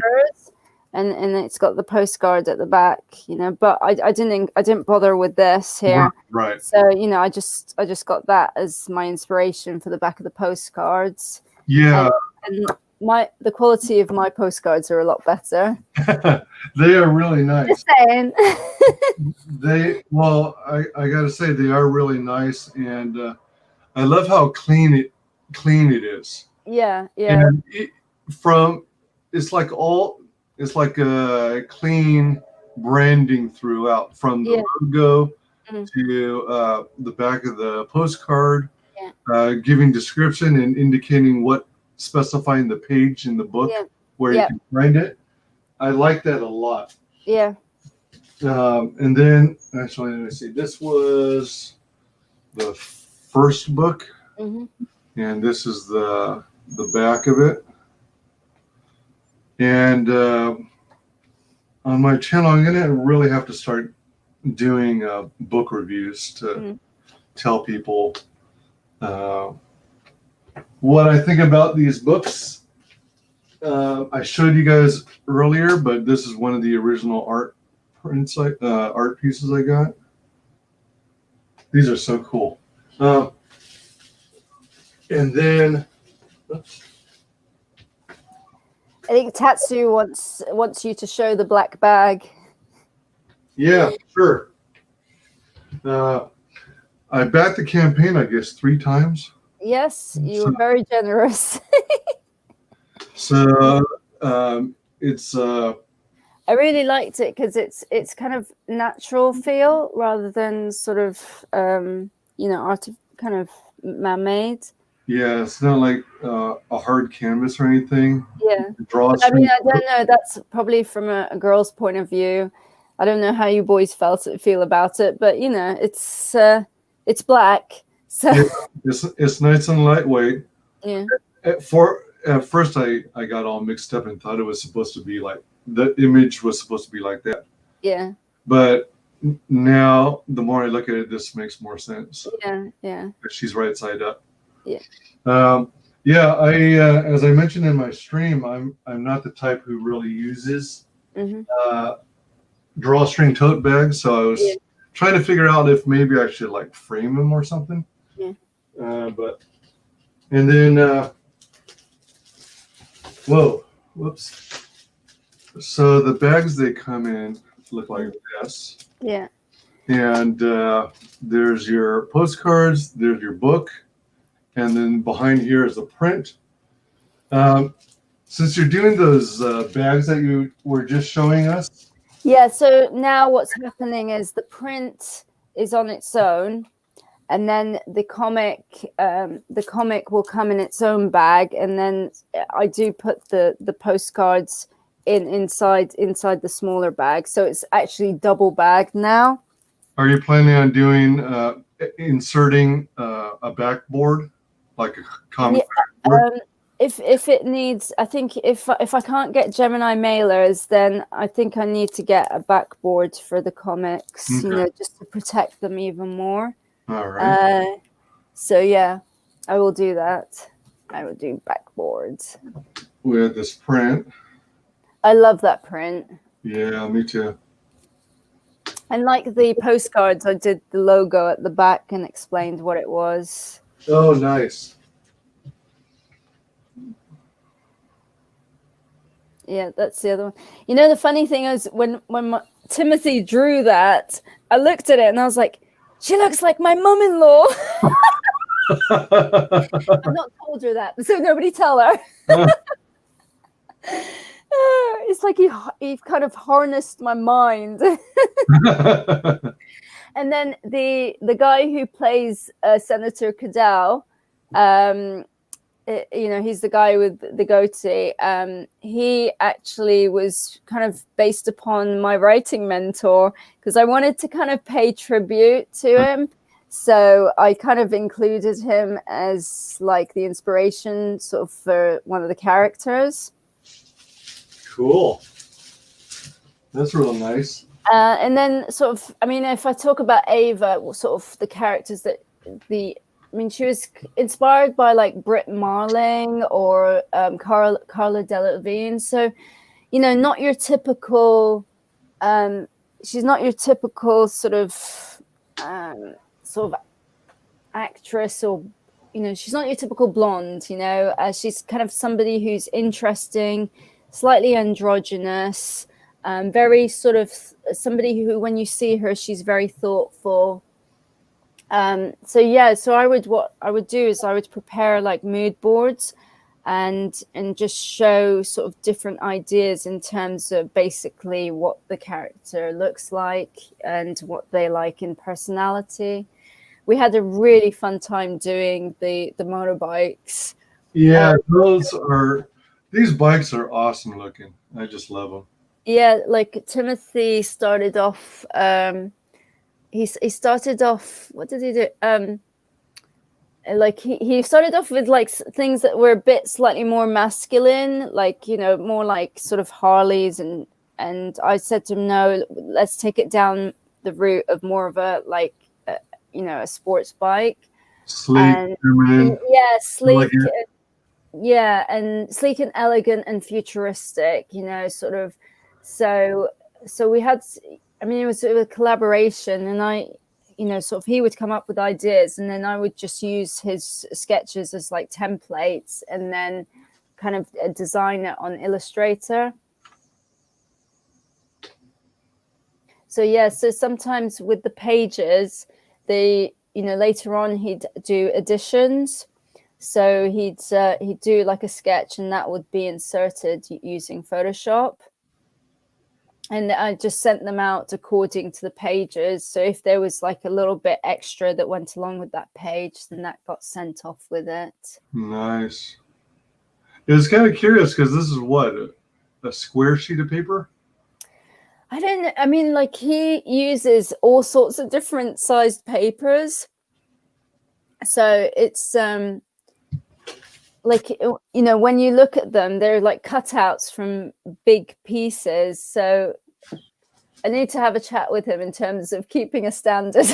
But he's a true artist, you know. It's freaking amazing. I was looking through the pages. I was checking out interiors. I was looking at the different pieces of original art, and I was blown away by the detail, the intense level of detail, the clean, straight lines. Yeah. And like I was talking about, it's like elegance, detail, clean lines.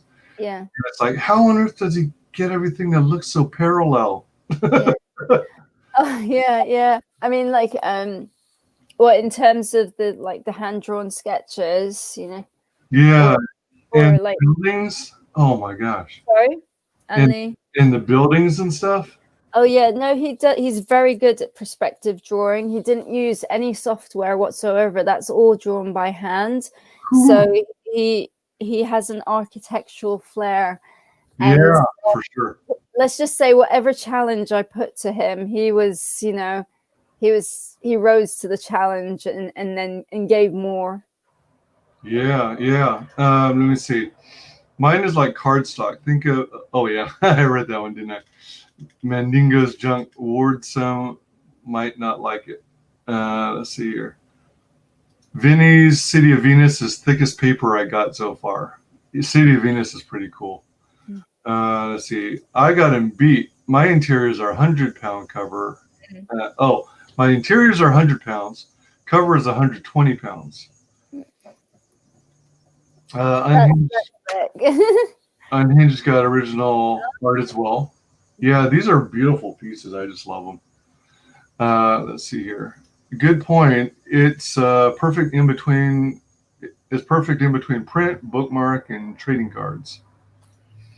Even the little black bag has high quality print on it.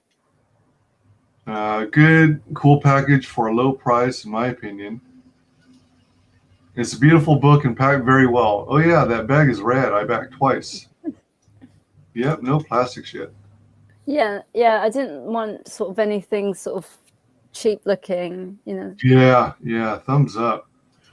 Hey, Piper! Just stopping by, taking a break from working. This is a beautiful comic. I can't wait to get my hands on mine.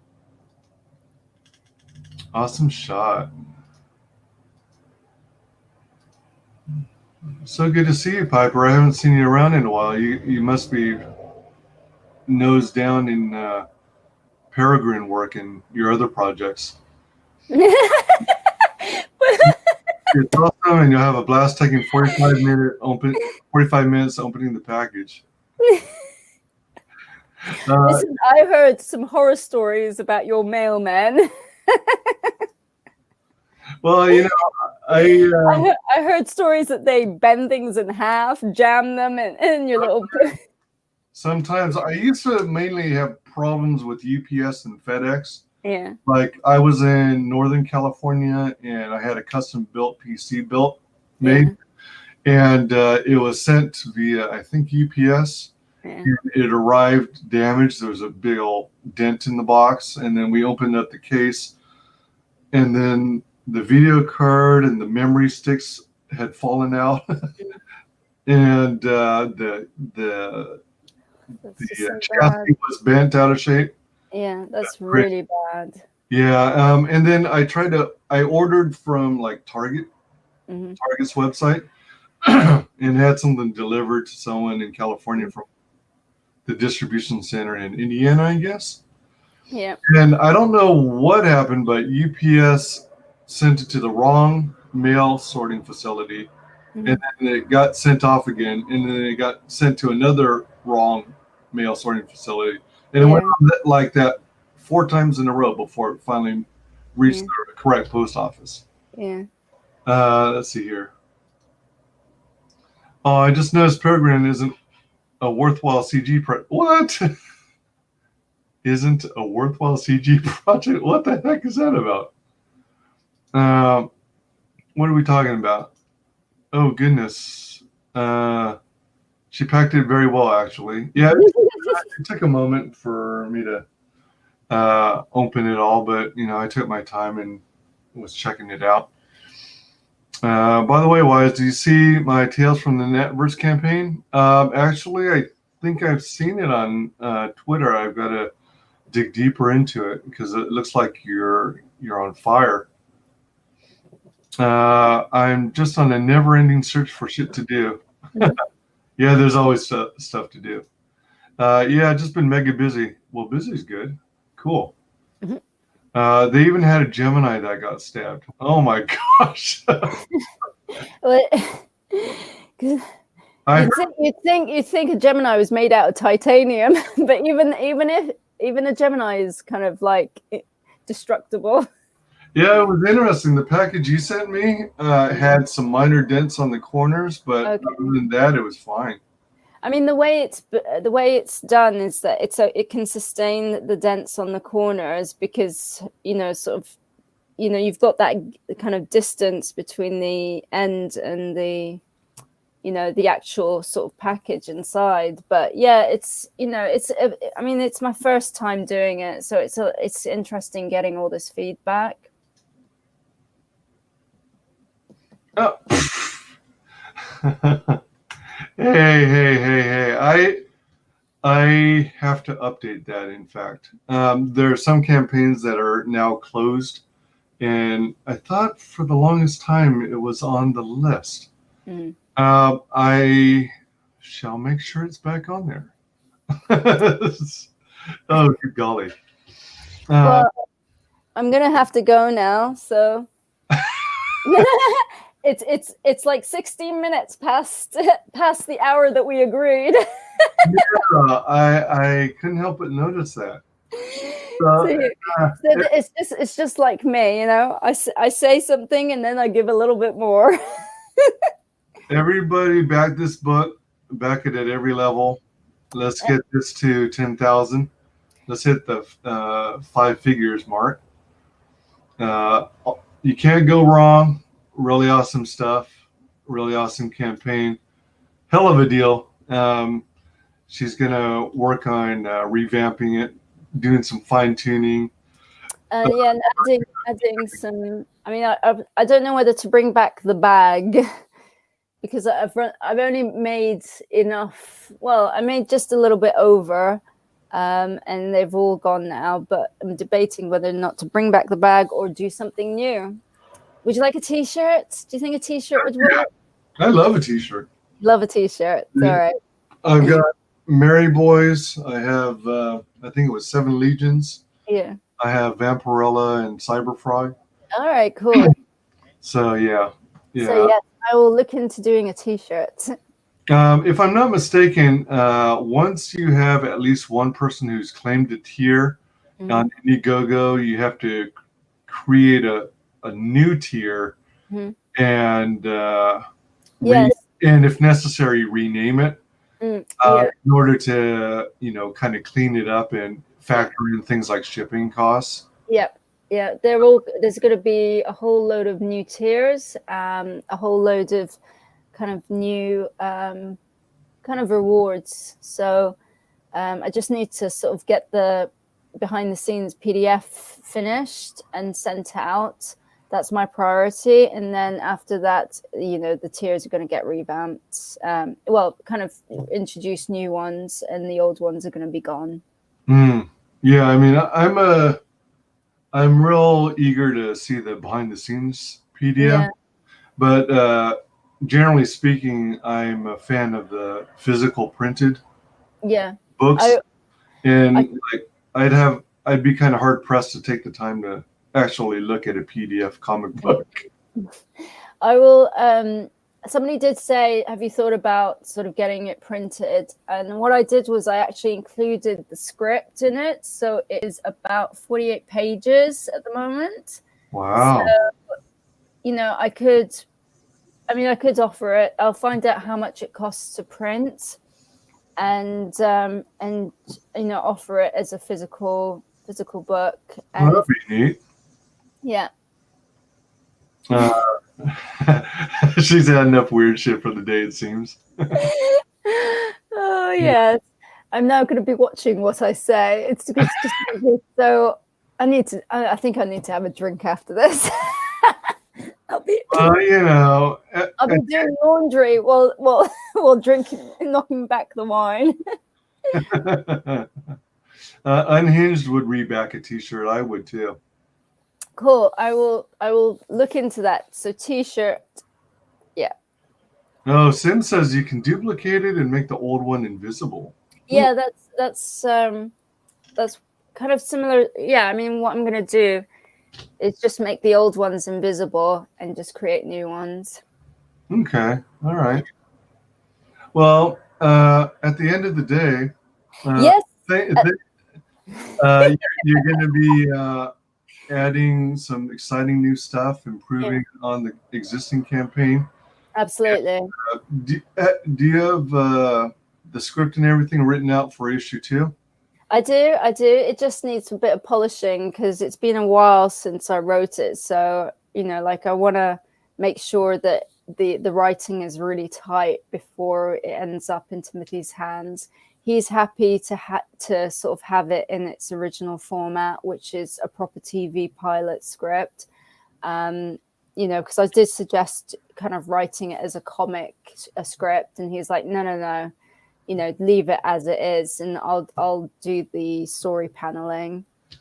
So yeah, I'm really excited, and I'm excited because I've had so many people say I can't wait for the second one, and it kind of really propels me to get things moving, and I won't put it off by doing laundry.